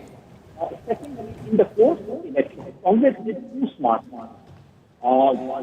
Congress managed to put up a show of political unity, which is very important. And for once in this election, BJP seems united, Congress seems united.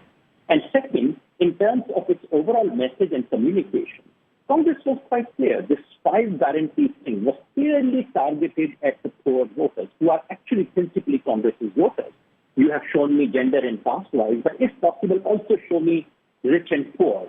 I'm sure it will bring out... Do that. Just give me a moment, Yogendra Yadav. We'll just look, and this is very significant because when you look at the data that we're just putting out on our screen right now, you will realize how the BJP is actually faring poorly amongst poor voters. Now, that typically hasn't happened in recent elections, but it seems to be happening in Karnataka, where even amongst the poor, the Congress is ahead.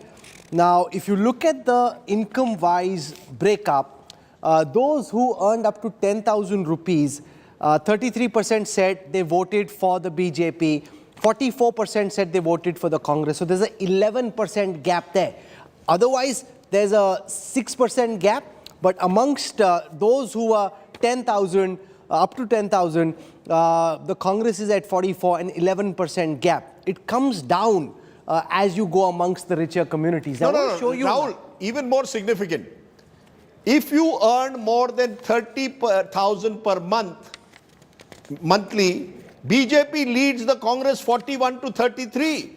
If you earn below 10,000, the Congress leads the BJP by 11%. Very simple. It's the the revenge poorer of you the are, poor. the higher the propensity to It's vote the for the revenge Congress of the in poor. Karnataka. The poor and lower income. If there is one lesson, if these numbers are right, while we should not extrapolate for national election, we saw it though in Himachal also, a relatively poorer state. Do not take the poor for granted. Ensure that your welfare schemes reach the poor last mile. If the Chief Minister does that effectively, he gets rewarded, the Prime Minister gets rewarded. But if you don't do it, the poor will vote. The middle class and the upper middle class will complain about potholes, may not go to vote. Garib zarur jayega polling booth aur aapko sabak BJP is trying sikhayega. very hard to change, to be seen as the party of the poor. In Karnataka, the richer you are, the higher the propensity to vote for the BJP in this election. The poorer you are, the higher the propensity to vote for the Congress. I want to show you now responses to the question about who people want as the next Chief Minister of Karnataka. Now, this is interesting because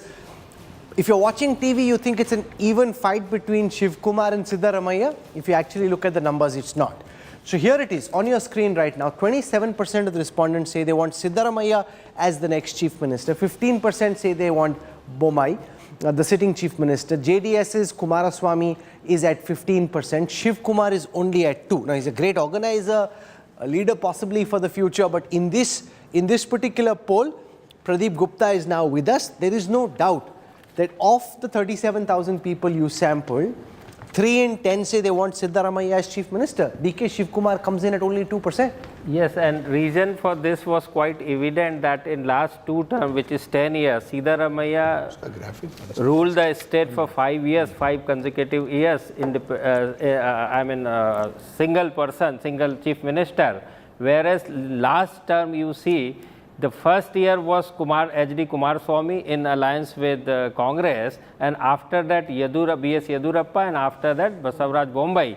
So this is the reason why they have seen and witnessed the performance of last 4 Chief Minister, and they store their faith largely in Siddaramaiah, particularly because of he is also very popular, because he is seen as a poor representative, something of that. He resonates very well in that sense. You know, absolutely right. Dinesh Gundu Rao joins us at the moment, member of the Karnataka Legislative Assembly, senior Congress leader. Appreciate your joining us, Mr. Gundu Rao. You've seen in the past, exit polls can go wrong in Karnataka, so I will give you that caveat. But given that caveat, I want to understand from you, what is your number? And at 120 plus, do you feel fully secure that there will be no Operation Lotus in the next couple of years? Yeah, I'm sure that us getting an absolute majority itself will be enough for us to thwart any of these attempts that BJP makes to destabilize and topple governments. But yeah, the more the number, obviously it's better, more stable, more stability, and the government can do its job without any of those interferences. So yeah, but as we'll for have to what grapple I am with feeling, if these numbers hold on the 13th of May is who will be the next Chief Minister. The data that I just put out, 27 for Siddaramaiah, 2% for Shiv Kumar. Respondents in the India Today Access My India survey are speaking very loudly. Shiv Kumar is, by a factor of 10 and more in fact, your number one choice to be Chief Minister. How do you resolve this Shiv Kumar Siddaramaiah question? so I don't think it's going to be so complicated, because I think that will get resolved once the results are out. The opinion of the MLAs definitely is going to count a lot, and the High Command party leadership will take a decision. Who do you think And the of MLAs course, are with? now I don't want to get into that debate right now, because we have avoided this debate right from the last 2 years. This has been repeatedly asked, who's going to be your Chief Minister, and we have said that this is what is going to happen. So let's wait for the numbers. Of course, Siddaramaiah ji is the most popular leader across all party lines today in Karnataka. There's no doubt about that. No, but With we the saw what administration happened in and Rajasthan, his Mr. Rao. governance. With all respect, Sachin Pilot now very disgruntled. How do you stop Shiv Kumar from... The numbers are very clear. MLA support Siddaramaiah, people support Siddaramaiah. He's one of the reasons you're winning. Shiv Kumar made a lot of effort. He'll expect his pound of flesh, as did Sachin Pilot, and you made a complete hash of the situation in Rajasthan. And Rahul, plus 7% See, all these vote things increase can in be vocal decided. figures. No, all these things can be decided later. Obviously, we are a democratic party, and opinion of people count a lot. and who the MLAs want will definitely become a very important factor. Along with that will be the other leaders sitting together and working out a solution. But I don't see that becoming such a huge issue because DK Shiv Kumar is a loyal congressman. We've seen how the BJP has tried to harass him. In fact, they had even offered him that if you defect to the BJP, we will take away all your cases. And he didn't listen to all that. So Rajdeep, how do you think they'll resolve it? You tell us, because you spend time with both. Siddaramaiah. It's a no contest. How will you ensure Shiv Kumar doesn't become a Sachin pilot? See, DK Shiv Kumar is, at the end of the day, to be fair to him, through 30 years, thick and thin, has been a congressman. He may be... so is Sachin pilot. Right, but two differences. He's got a lot of cases against him. He's battling virtually every day some notice, income tax notice. He would, in an ideal situation, want to be Deputy Chief Minister, want crucial portfolios like power and PWD. And I think he will get that, for starters. What happens 2.5 years from now, Siddaramaiah by then will be 77, 78. We don't know. But certainly for the first... No Chief Minister gives up voluntarily in the Congress midway. You need a Modi Shah to make that happen. So I would be very surprised if Mr. Shiv Kumar, if Mr. Siddaramaiah leaves after 2.5 years. But there has been talk. And there was talk similarly in Chhattisgarh also between Mr. Baghel and we saw what Baghel did. It didn't work out. There was reportedly talk that Sachin pilot had been promised one year before Rajasthan elections he'll be made. That didn't happen. But the fact is, Rahul, this verdict is in a way for not just the party but also for the leader. I believe if the Congress didn't have a Siddaramaiah-like leader, this anger would not, the anger against economic distress would not have possibly converted into votes. Everywhere I went, people said Siddaramaiah Anna Bhagya. Siddaramaiah did good work. You see, that welfarist image stuck. Shiv Kumar is a strong man. But he's not getting you the votes in Hyderabad-Karnataka. But he can come and say plus 7% Bokaliga. Plus 7%, ma'am, in Bokaliga is not winning you the election. The election has been won in Hyderabad. The poor have won. This is the revenge of the poor. Please appreciate. The poor have given the verdict. The women have given the verdict. It's Siddaramaiah's election. Let's give credit for once, if these numbers hold, to a local Congress leader who has actually become a mass leader. One of the very few still left. Very few. There are very few. I agree. Endangered species. If these numbers hold, the mandate... Sir, you're getting... Sorry. You don't like me calling him a mass leader? No, of course he loves you calling him a mass leader. I know which side Dinesh Gundu Rao is on, but I just can't say it publicly. No, to be fair, and Mr. Gundu Rao also should appreciate, none of the urban leaders, the Shiv Kumars have a resonance in Bengaluru. Go to Hyderabad-Karnataka, go to Central Karnataka, rural areas, they talk about Siddaramaiah. Why not acknowledge that for once, sir? Yeah, but Rajdeep, I already said that Siddaramaiah is the most popular leader across all parties. Forget the Congress. And BJP did have a popular leader in Mr. Yediyurappa, whom they have cut him down to size and made him literally irrelevant. Though they did try to prop him up before the elections, but it didn't work. So that apart. But also, Rajdeep, one thing is, it's not just the poor who are voting for the Congress in larger numbers. I've been also campaigning an election contesting the elections. I've seen a lot of the educated voters coming out in large numbers and voting in this election today. I saw it in my constituency also and in my neighboring constituency. And the interactions with them was they were not for BJP as far as the state goes. I do not know what they will do for the center, but for the state, as far as the state goes, they were saying we don't want this government. So there's been a shift in the vote. But that's not what our numbers are showing. Mr. Gundu Rao, 20,000, those who are earning between 20,000 to 30,000 per month, 40% BJP, 38% Congress. Above 31%, above 30,000, 41% BJP, 33%. So the more affluent you are, possibly more educated, not necessarily that affluence and education comes together always, but there is a chance that they are voting for the BJP, sir. So that's why I said the poor seem more inclined this time to vote for you. They are the ones who are hurt. What I'm saying is there is a shift in that vote bank also towards the Congress, and there's a shift across Lingayats, Vokkaligas and Brahmins also towards the Congress. The data suggests that the BJP's hold over the Lingayat vote share stands at 64%. There's been no change. You mentioned education. Let me show that to our viewers. If you look at it's interesting, like is the case with your affluence and your economic position, even with education, amongst those who haven't been to school, the Congress has a 52 versus 27 gap between the Congress and the BJP. Amongst those who have a professional degree, it's 41 for the BJP and 29 for the Congress. So here it is on your screen now. Just look at it. As you go up the education ladder, not gone to school, 52% say they voted for the Congress. 12th pass, 37% say they voted for the Congress. Graduate, 36%. Postgraduate, 33%. 29% professional degree. So the more educated you are, the less likely you are to vote for the Congress. In Karnataka, for the BJP, amongst those who didn't go to school, only 27% said they will vote for the BJP. Amongst those who have professional degrees, 41% said they'd vote for the BJP. 38% of those who are 12th pass. Now, the BJP will say, ye jo padhe likhe nahi the, unhone harwa diya. That's a big problem because only 27% of those who didn't go to school voted for the BJP versus 52. No, Rahul, you have to see what is the total 100% representation is. The ratio, right ratio is. The right ratio is if you want to talk about occupation, I have that also. If you want to talk about, first let's talk about income group. So up to 10,000, there are 53% people, 53. 10,000 to 20,000 income, 31%.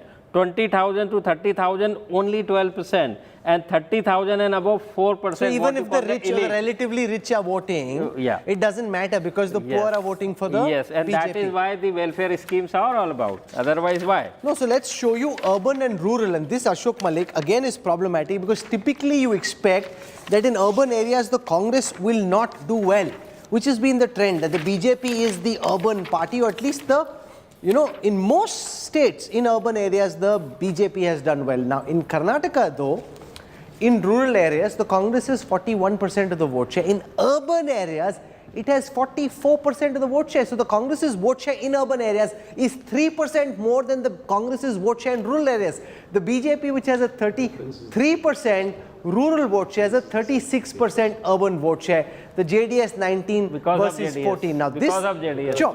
But the interesting thing is, and this again, if you've been tracking Indian politics post 2014, you wouldn't have seen happen in too many states, where the Congress's vote share in a major state is actually higher in urban areas than it is in rural areas. Sandeep Shastri, where else would this have happened? Since Rahul, 2014. I think it's important to notice that as per the exit poll, the gap between the Congress and BJP, both in rural and urban, is 8%. Why does it look bigger in urban areas? That's because the JDS is losing 5% there. And that 5% is getting transferred to Congress and BJP. And Rahul, please, the poor also live in urban India. Yes, that's important. No, Rahul, the age-wise. Forget all this urban-rural divide. This is an election. It's staring us in the face. If we don't see it now, Pradeep Gupta, I think, has brilliantly analyzed this poll if he gets the numbers right. Because poor also have hurt. Post-COVID, where the BJP is, well, what did Mr. Yogi Adityanath do? Mr. Yogi Adityanath won the election because he got certain issues like law and order right, which are also major concerns, rural and urban. What Mr. Bombay got wrong, I think, if these numbers are right, is his government was perceived as corrupt. 40% commission sarkara stuck in people's minds when contractors association, school association. So those are issues that did. But the real issue that hit was the welfare schemes that Mr. Siddaramaiah had were either slashed down or were not working as effectively in the last couple of years. And that is where you went to the poor. The first thing they said, but sir, cylinder price 1200 rupees. I met a lady outside a Lingayat Mat in Gokak, and that's where finally some button clicked. That's how it clicks. That's how you find a poll. You don't go to the guys who speak. You go to the person who doesn't want to speak on camera. And she told me, go away from here. First get my gas cylinder for me at 400 rupees again. That's when I knew this election had changed. The poor were voting. All these rural, urban, Rahul are important, but the real change is the lower income groups, lower middle class, poor have heard. Do you know that there is a place called Yadgir where there's huge malnutrition in Karnataka? That's where I went, Rajdeep, Yadgir and Raichur. Yeah, so I'm glad you went there because most journalists, I just read an article by a senior, political analyst today in one of the newspapers, where he was convinced about the bright lights. Yes, Karnataka has got the most FDI. FDI doesn't win you election. Chandrababu Naidu would have won Andhra Pradesh all those years ago. So in Raipur elections are won through wealth. Thoda wait kar lete hain, 13th tak. No, I'm saying because if these numbers are right. Look, you know what? Why Pradeep's polls work for me? Because there's a logic to the numbers. It's not just he doesn't throw numbers. When you've broken these numbers down just now, I can see the logic and it matches what we saw on the ground. That's what we need to start doing. It's not like one pollster who I mentioned earlier came up with a particular trend earlier in the evening, saw Pradeep's numbers, then reversed his trend, didn't change it by a little bit, but just completely reversed his trend. Yes, sir. May I now let me tell you the psychology of voter and what is the reality on the ground across the India and across the country. The 100 vote cast, general election 33% didn't turn up. So 100 vote cast, which is 2/3, 67% vote. 80% of that 100 who cast the vote belongs to the poor and mostly rural. Of course, in some area, urban also, but 80% is that, and that is the reason why welfare schemes are. 1, 2. Over the years across the states, wherever BJP is also winning with the same plan, with the same dynamics, with the same dynamic and same Labharti, which is the case. So whenever people go, all election is about 3 things: वादे, दावे, इरादे. वादे जो challenger है वो वादे करेंगे, जो इनकम्बेंट गवर्नमेंट है वो दावे करेंगे, उन्होंने ये किया, और जनता अपने इरादे बताती है. You know, before Ashok you come in, poor Zafar Islam has been waiting for half an hour, as has Syed Aslam, both spokespersons of their respective parties, BJP and JDS. You heard this just now from Pradeep Gupta. It's interesting because the Labharti is also a constituency of the BJP of Prime Minister Modi. If these numbers hold clearly in Karnataka, somewhere this has not worked. Why do you think that is? If these numbers, Syed Zafar Islam, is the north different from the south? Is a Gujarat so different from a Karnataka? Well, Rajdeep, let me make few points. First of all, if you just, I want to remind you, 2019 election, out of these 224 constituencies, 170 constituencies where we were the winner in, we had the largest vote share in 170 constituencies out of 224 in 2019. Away from that, all these numbers, whatever you're showing, I mean, there are many other exit polls we have seen. None of them are showing this kind of numbers. But I do not want to comment on the analysis which the agency has done. They may have a sample survey bigger than the other one. They may have a different methodology to analyze it. But what we feel, based on the feedback from the ground, that our number will be somewhere between 125 to 130. And I am not saying that I will discard all your analysis, but personally I do not buy the argument which you have, because Vokalingas, you are showing that we have got very little vote. That the fact that Vokalingas youth have completely moved from JDS and Congress to Bharatiya Janata Party, that is something which has not been captured. No one has spoken about it. But we on the ground have realized that there is a mass movement of youth from Vokalingas youth into BJP. But Mr. Islam, if you look at the age-wise vote share that has been predicted in these polls, Mr. Islam, if you look at the age-wise vote share that has been predicted, where you talk about the youth in general, 26 to 35 years age, BJP is 32%, Congress is at 44%, sir. That's the fine print in youth. So that is what I'm saying. Let me also get 18 to 25%. I have a huge... Hear me out, sir. 18 to 25% age-wise vote share, BJP 35, Congress 44%. So, Preeti, that is what I'm saying, that I have a huge disconnect here. Because the assumption or the analysis, whatever they have, or whatever the methodology they have, but we have a disconnect. And those who are feeling very excited today, I see Rajdeep in particular, he will be terribly disappointed. No, sir, again, sir, you are my friend. This is wrong. I get excited with every poll. I am excited with politics. I am passionate about elections. That's true. Let me make my point at least. Rajiv, let me at least make my point. You have given me chance after 30 minutes. Let me just take 10, 20 seconds more. See, I mean, whether you are excited or not excited, I'm not overly concerned about it, but we feel that we will definitely win this election. And particularly, you're talking 52% have voted, especially the lower strata of the society, have voted for Congress, which is actually, I do not buy, and we do not buy, as a party, we do not buy, because during Congress time, none of the welfare scheme which has been central welfare scheme was implemented in the state of Karnataka. It is us who have introduced those welfare scheme. The number was for Pradhan Mantri Awas Yojana, 17 people only, the number had come, 17 number of 17 people have been recommended by the H.D. Kumaraswamy government. Today, more than several lakhs people have been the beneficiary, and put together under all this welfare scheme, more than several crore people have been the beneficiary, and those are who are those people, the beneficiary? It is the lower strata of the society. Okay. It is not the educated one, not the no one is excited, no one is celebrating. That's why we have a huge disconnect. Heads down and dissecting just the numbers. The panditry can happen later. Sure, sir. Kahin khushi, kahin gum, that's part of life, you know. Syed Aslam, you're joining us, spokesperson JDS. Have you all given up your hope of a hung assembly and playing the joker in the pack? Well, Rajdeep, absolutely not. Let me tell you, this is just the exit poll. This is not the final result. Thank you so much. I've been patiently waiting for the last 40 minutes. Rajdeep, please do not remove us from the fray. We are still in the fray. I think this happiness will be short-lived and the excitement will be short-lived for the parties who are already celebrating, and of course there is no reason for them to be exuberant. Rajdeep, let me tell you. Worried though, sir? Are you worried? Are you worried that the Muslim vote has? Sir, one of the reasons why you seem to be going down is the Muslim vote has gone en masse to the Congress, not to you. Muslim and Dalit. Muslim and Dalit vote has moved away. I still don't agree to that fact.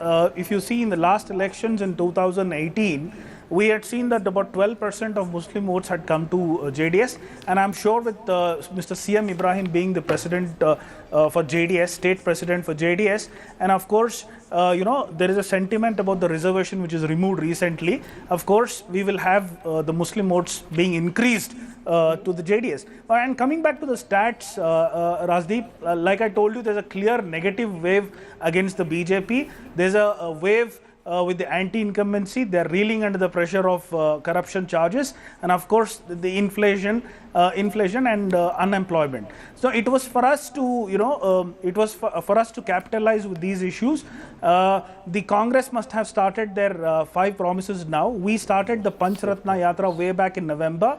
Kumaraswamy and a couple of our leaders, we have travelled the state across 224 seats, and of course we have seen the masses joining us together. So what's your best case? There were lakhs of people. Give us your best case. Give us your best case. What is your number?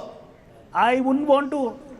I wouldn't want to give the number, but I would just tell both the national parties their happiness is short-lived, and of course we will have the last laugh. Okay, Ashok Malik wanted to come in on the impact this could have on 2024, because the Congress will now get very excited. Looking forward to 2024 and beyond, I would say one challenge for the BJP, one opportunity.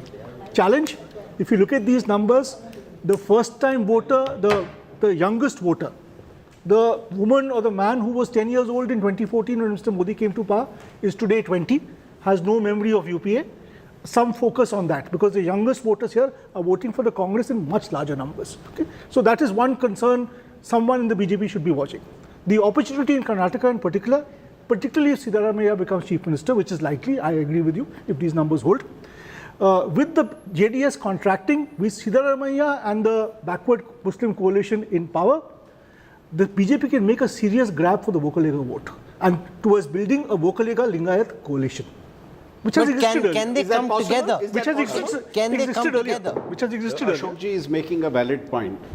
But in the past, you have not had a social coalition unless you are talking of one-party system days. You don't have a social coalition of the Congress and Vokalega in terms of big numbers. So I concede the point with the JDS contracting also. I concede the point that Ashokji is making.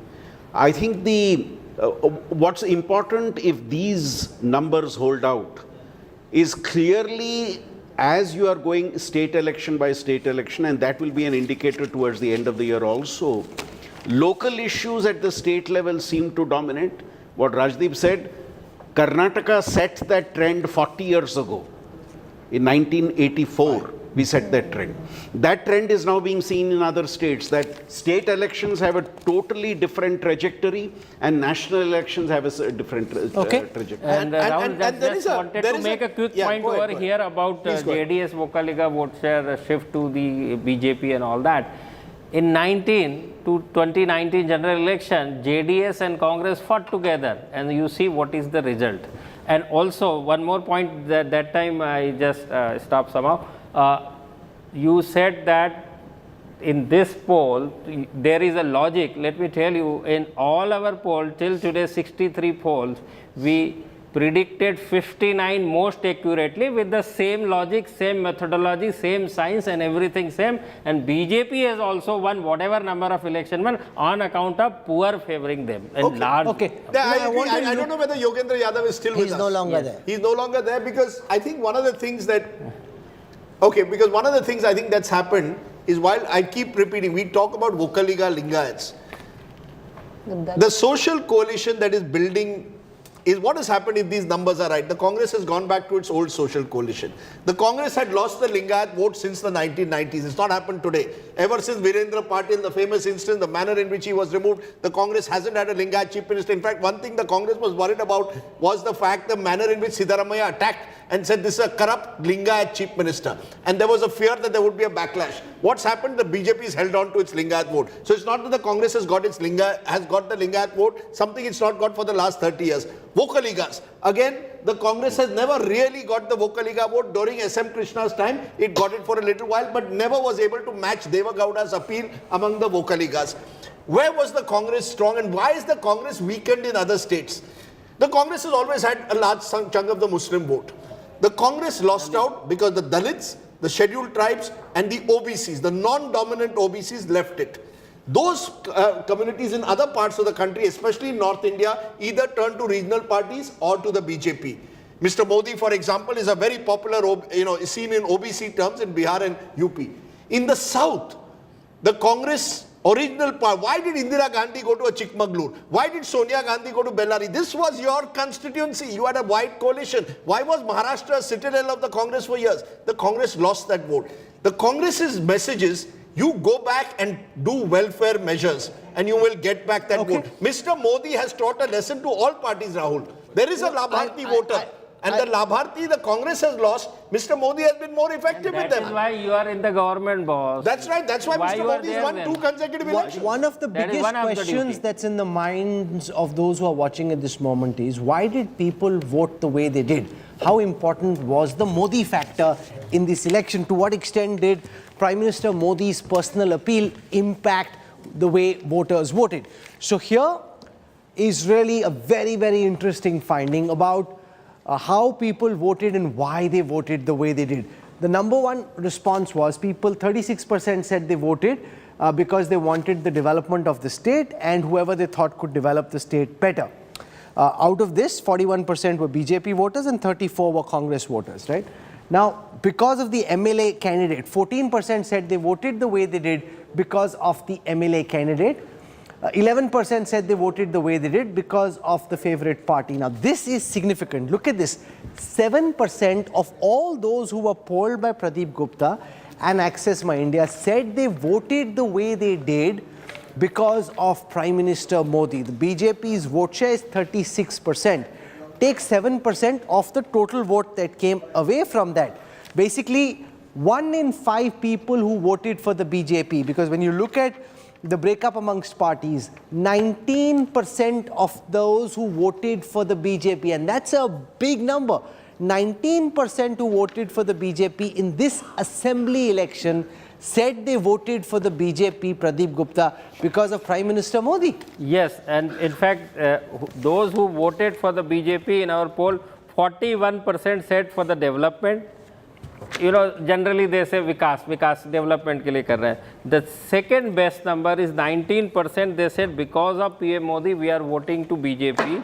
And the third thing was MLA candidate. We are voting to BJP for the because of MLA candidate, and Pasand Ki Party, we call it Pasand Ki Party, meaning loyalist, BJP loyalist. We are voting BJP ages, so we will vote this time also to BJP 11%. So this is the combination of no, so the other question BJP people voters. will have is that what could go wrong? What are the variables in this poll? See, I'll tell you, I work very closely with Pradeep, and there are a couple of things which everyone needs to be. Polling isn't jiggery pokery, it's not some black magic, it's just science, and there's a lot of data analytics that goes in. One, this is a single phase election, which complicates the fact because you've got to make a projection before you know what the final vote share percentages are. Yes. And oftentimes comparing with last elections gives you a sense of whether there was more vote or less, and that can be an X factor. Secondly, this is single phase, so it's not as if you've been able to go multiple days after the phase is over and do a post-poll. So a lot of this is done pre-poll with validation on the day of counting. On the same day. What all can go wrong according to you? Also the voter turnout among the female. We went wrong in Bihar purely on account of voter turnout of female voters. Shubh, bata what can go wrong? So one is the voter turnout, second is the, of course, this is as you mentioned that single phase poll is most of the thing or on the predictive basis. And post-poll it is confirmed basis, most of the thing. So this is one thing, and when we say go wrong, I think 5 to 10 seats here and there may happen always as always. Otherwise, I don't see any other possibility. No, but I'll tell you why. You know why, and why Karnataka is tough, Rahul. There are 50 seats where the BJP won last time by a margin of more than 10%. The BJP is doing 50 seats almost certain to win, even with a strong wave against it. There are about 40 seats where the Congress has won with more than 10%. And there are about 20 seats where the JDS has won 3 consecutive elections. So you're already looking at half the state of Karnataka out of 224, which is a relatively stable Congress, BJP, JDS state. The battle comes for the remaining 114. And these are spread across the state. The worry that any pollster will have for Karnataka is that coastal Karnataka, when you started off, is so different to what happens in an old Mysore, to what happens in Hyderabad-Karnataka. To capture that purely through vote share is not enough. Which is why Pradeep's method is perhaps better because you go constituency-wise. Why do you think there is such variation in today's polls? A, because it's single day. So a number of people have gone, seen the seat share and extrapolated seats. Don't do that in Karnataka. And also in Karnataka, the other thing is, because it's triangular in some parts and you have strong independents who will pick up 5 to 10,000 if they've been denied a ticket by the main party, they can make the difference. That's where the 10 to 15 seats come. I would have actually given an even bigger variation. I like to play like Mr. Gavaskar safe at times. 110 to 140 would be a variation. We discussed what can go wrong. I want to spend a moment on why this poll is unlikely to go wrong. And while on the margins, while converting into seat share, there may be some variation on the extremities. It is unlikely to be a directional variation, and the reason for that, Sandeep Shastri, is that there is an 8% gap between the number 1 party and the number 2 party. So if across 37,000 respondents, you picked up an 8% gap, that 8% can become 7, it can become 6, it could possibly even in a worst case scenario become 5. But that 8% gap directionally can't reverse. So it's not as if the BJP can be up 8%, then that basically means that the pollster didn't do his job properly, and that's very difficult. I agree with you. A 8% gap is a huge gap, and therefore the projections happen based on that. But I'll add another point. We have chosen the path of going region by region. And if you look at how we have projected region by region, there are regions where there is a 6% gap, Kittur Karnataka and Kalyan Karnataka. Bangalore sees a much wider gap, and Old Mysore sees a still wider gap. Now, this factor becomes important. No, but I want to tell our viewers that not just have we gone region by region, tomorrow when Rajdeep, Preeti and I come back, we will show you a seat by seat breakup. So that's why this poll is as special as it is. It's not just a broad macro state-wise data. It's not just region-wise data. We will go seat by seat, and if there's someone who's in your mind saying, "Us seat mein kya ho raha hai?" tell us what you have in mind. We'll give you a sense of what's happening on that exact seat. Ashok Malik, as we summarize, what would Messrs. Modi, Shah and the BJP big guns be thinking tonight? Would they still be thinking that maybe the data is all wrong, or do they pretty much know that? That I don't know. I can only analyze this data and take it to be accurate. If indeed this data is accurate, then obviously the Congress has won a handsome victory. But I would say the BJP finishing at 70 or 80 odd seats, which is what this seems to indicate, is an honourable defeat. No, but 60 may not be 60 honourable. is not an honourable defeat. So I think now it's 80 also is an about, honourable defeat. yeah, that's absolutely true. It's also about bragging rights, right? Let's assume that the BJP ends up around 80. If the poll is correct, then it's not so bad. If that 80 comes down to 62, which is the lower end of the range, then it's problematic. Rajdeep, what song is coming to your mind as you get set to wind up for tonight? No, let's be honest, 80-60, a defeat is a defeat.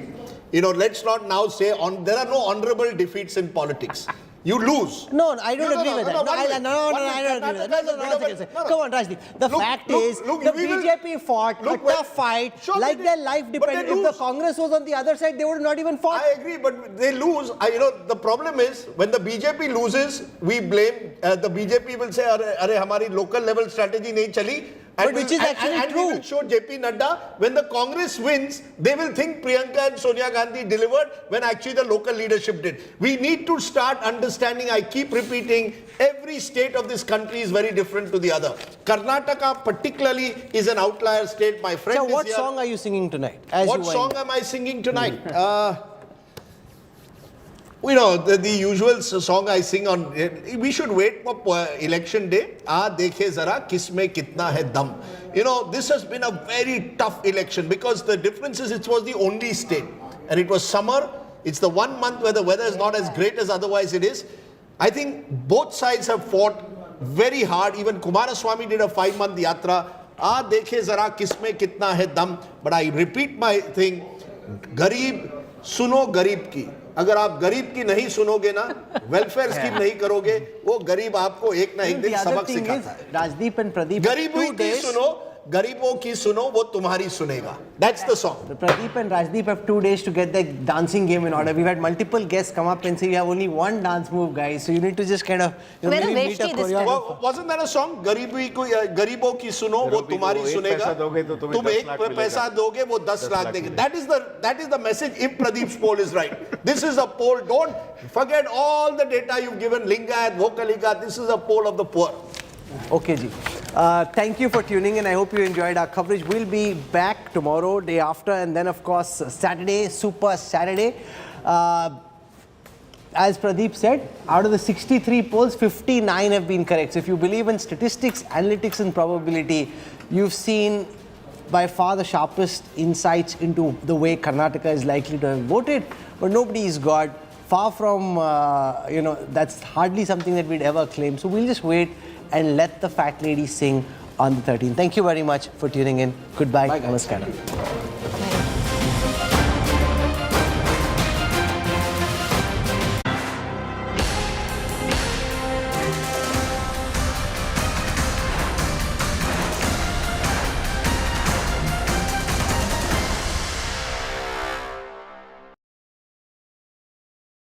Where the software engineer meets the gifted content writer, meets the cool UI UX designer, meets the talented photographer to create the big dream.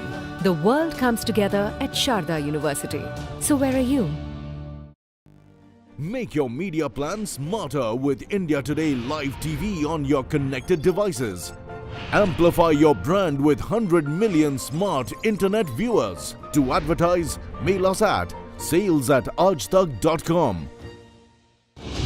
Where the software engineer meets the smart market analyst, meets the gifted content writer to create the big dream. The world comes together at Sharda University. So where are you? Issues and factors influencing the Karnataka elections. Amul versus Nandini controversy. Hijab versus saffron debate. Corruption allegations and the rebel factor are all crucial issues that could sway the voters. The Lingayat and Vokaliga communities have dominated state politics for decades, and their votes will be crucial. Stay tuned to indiatoday.in/interactive for our daily coverage of the Karnataka elections every Monday to Friday at 5 p.m. only on India Today TV. Don't miss out on the #1 election team. Reporting from Ground Zero. Grounded in journalism.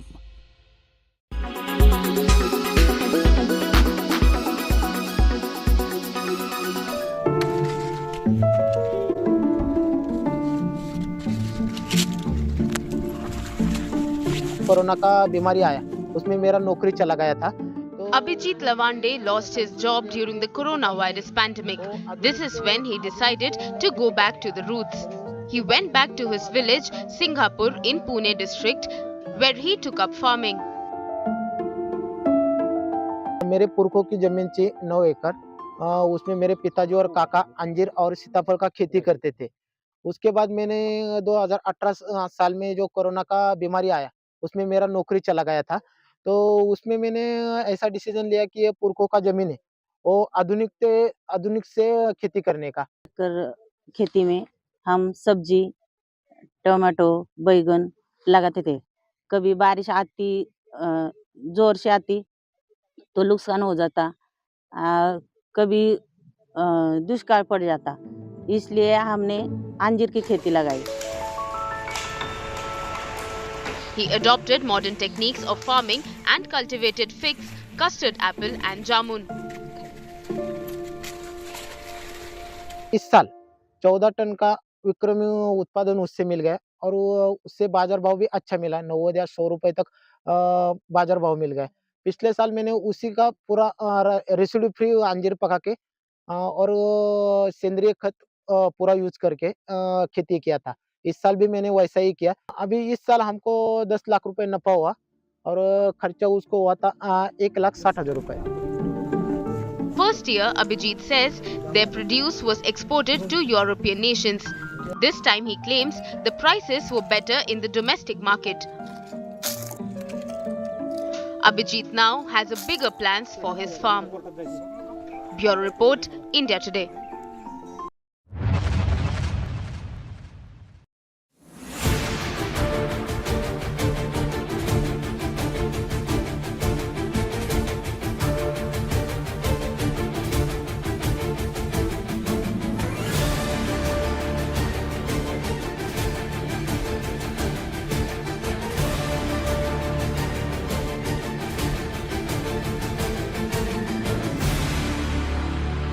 by American tourister born to cross boundaries.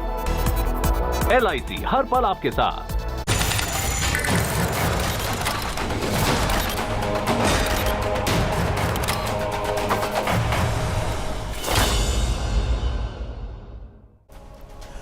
Good evening, you watching India First. I'm Gaurav Sawant. Big story breaking in Pakistan. The army has been called out both in Punjab and in Khyber Pakhtunkhwa province. The Pakistan army has made a very major statement. They've said what Pakistan's eternal enemies could not achieve in 75 years. Political parties and leaders are trying to do. The Pakistan army has warned those who are targeting Pakistan army and military installations of dire consequences. Before I get you much more on that story, let's quickly cut across and listen in to Pakistan's Prime Minister Shahbaz Sharif, who's addressing the nation. Clean chit दी, ये हमारी इज्जत नहीं थी, ये पाकिस्तान के 22 करोड़ अवाम की इज्जत में इजाफा हुआ. मेरे अजीज अहले पाकिस्तान, हमने कभी अदालत कानून का सामना करने से इनकार नहीं किया. हमने शदीद तहफ़्फ़ुज़ात और एतराज़ात के बावजूद भी कानून का सामना किया. कानून और अदालत के सामने पेश होते रहे. इस मुल्क के 3 बार मुंतखब होने वाले वज़ीर-ए-आज़म मोहम्मद नवाज शरीफ ने अपनी बेगुनाह बेटी के हमरा इंतहाई बहादुरी के साथ 100 से ज़ायद नैब अदालत की पेशियां भुगती. हत्ता के हफ्ते वाले दिन भी वो नैब की पेशी में हाजिर होते रहे और बिस्तरे मर्ग पर आखिरी सांस लेती मेरी बड़ी बहन बेगम कुलसूम नवाज को छोड़ा اور بیٹی مریم کا ہاتھ پکڑ کر جیل چلے گئے۔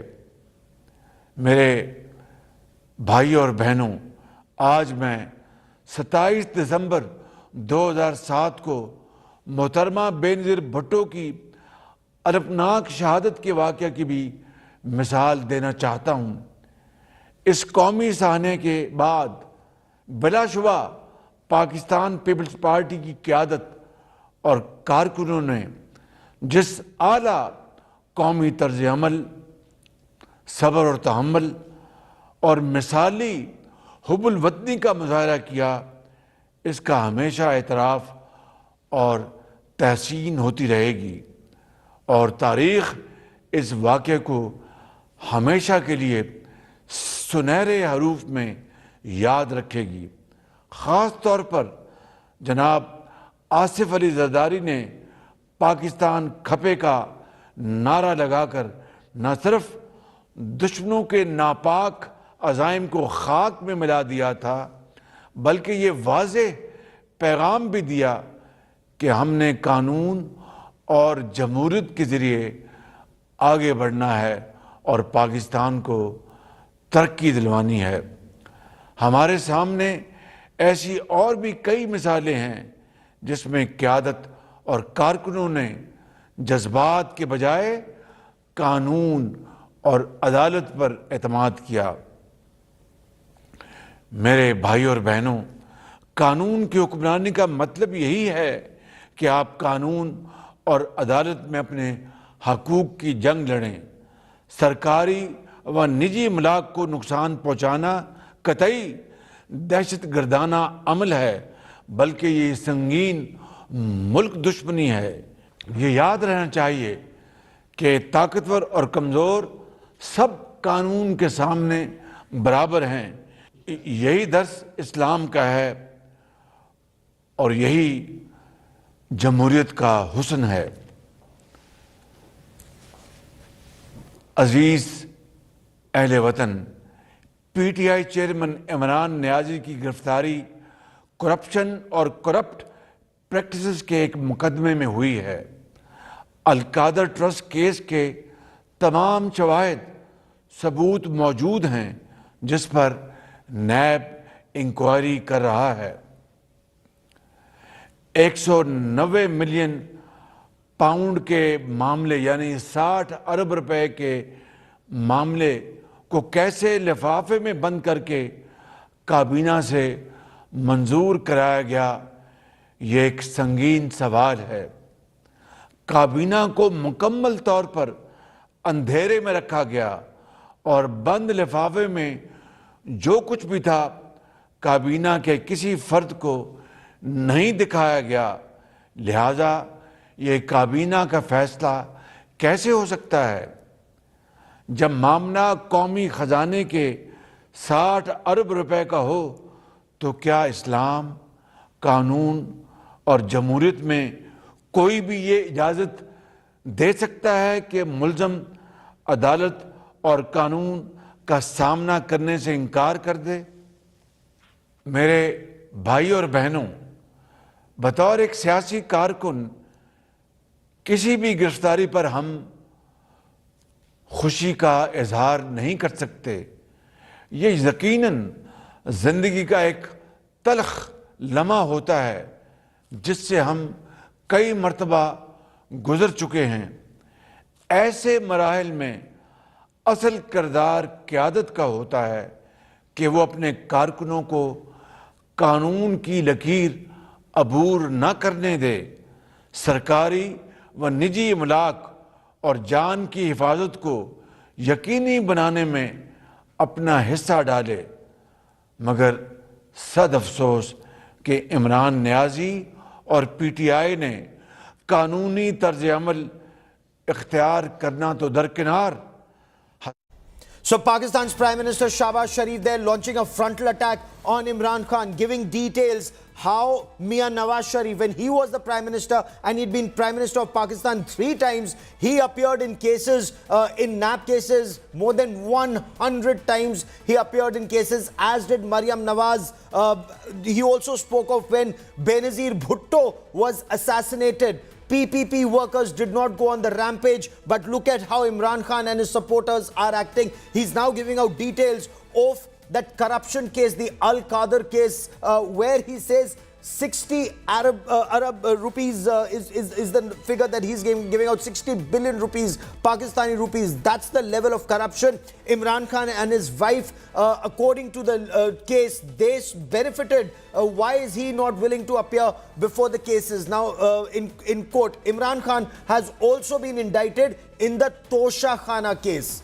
Today, he was remanded to 8 days in custody, in NAP custody, in the Al-Qadr Trust scam. The question now is this endgame Imran Khan, or is Pakistan heading towards civil war? We have Professor Christine Fair, professor at the Georgetown University, one of the most authoritative voices on Pakistan, joining me on the show. Also with me are Sushant Sareen, Senior Fellow at the Observer Research Foundation, and Dr. Sandas Mustaqim, who is joining us, a senior journalist who's joining us from Pakistan. We'll go to our guests, but before that, Pakistan is on fire, both literally and figuratively. Yesterday, it was the Corps Commander of Lahore, 4 Corps Commander, Lieutenant General Salman Fayaz Ghani's palatial house that was ransacked and set on fire. Today, it was Radio Pakistan building in Peshawar. But from Multan to Mianwali, from Karachi to Islamabad, Imran Khan supporters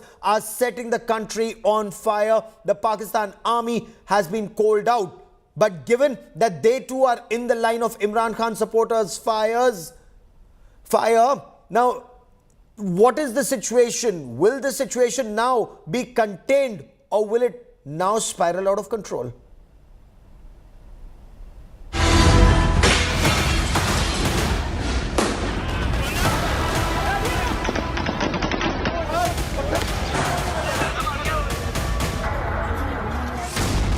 The arrest of former Prime Minister Imran Khan has set Pakistan on fire. Thousands of Imran supporters blocked streets and major highways as they called for a national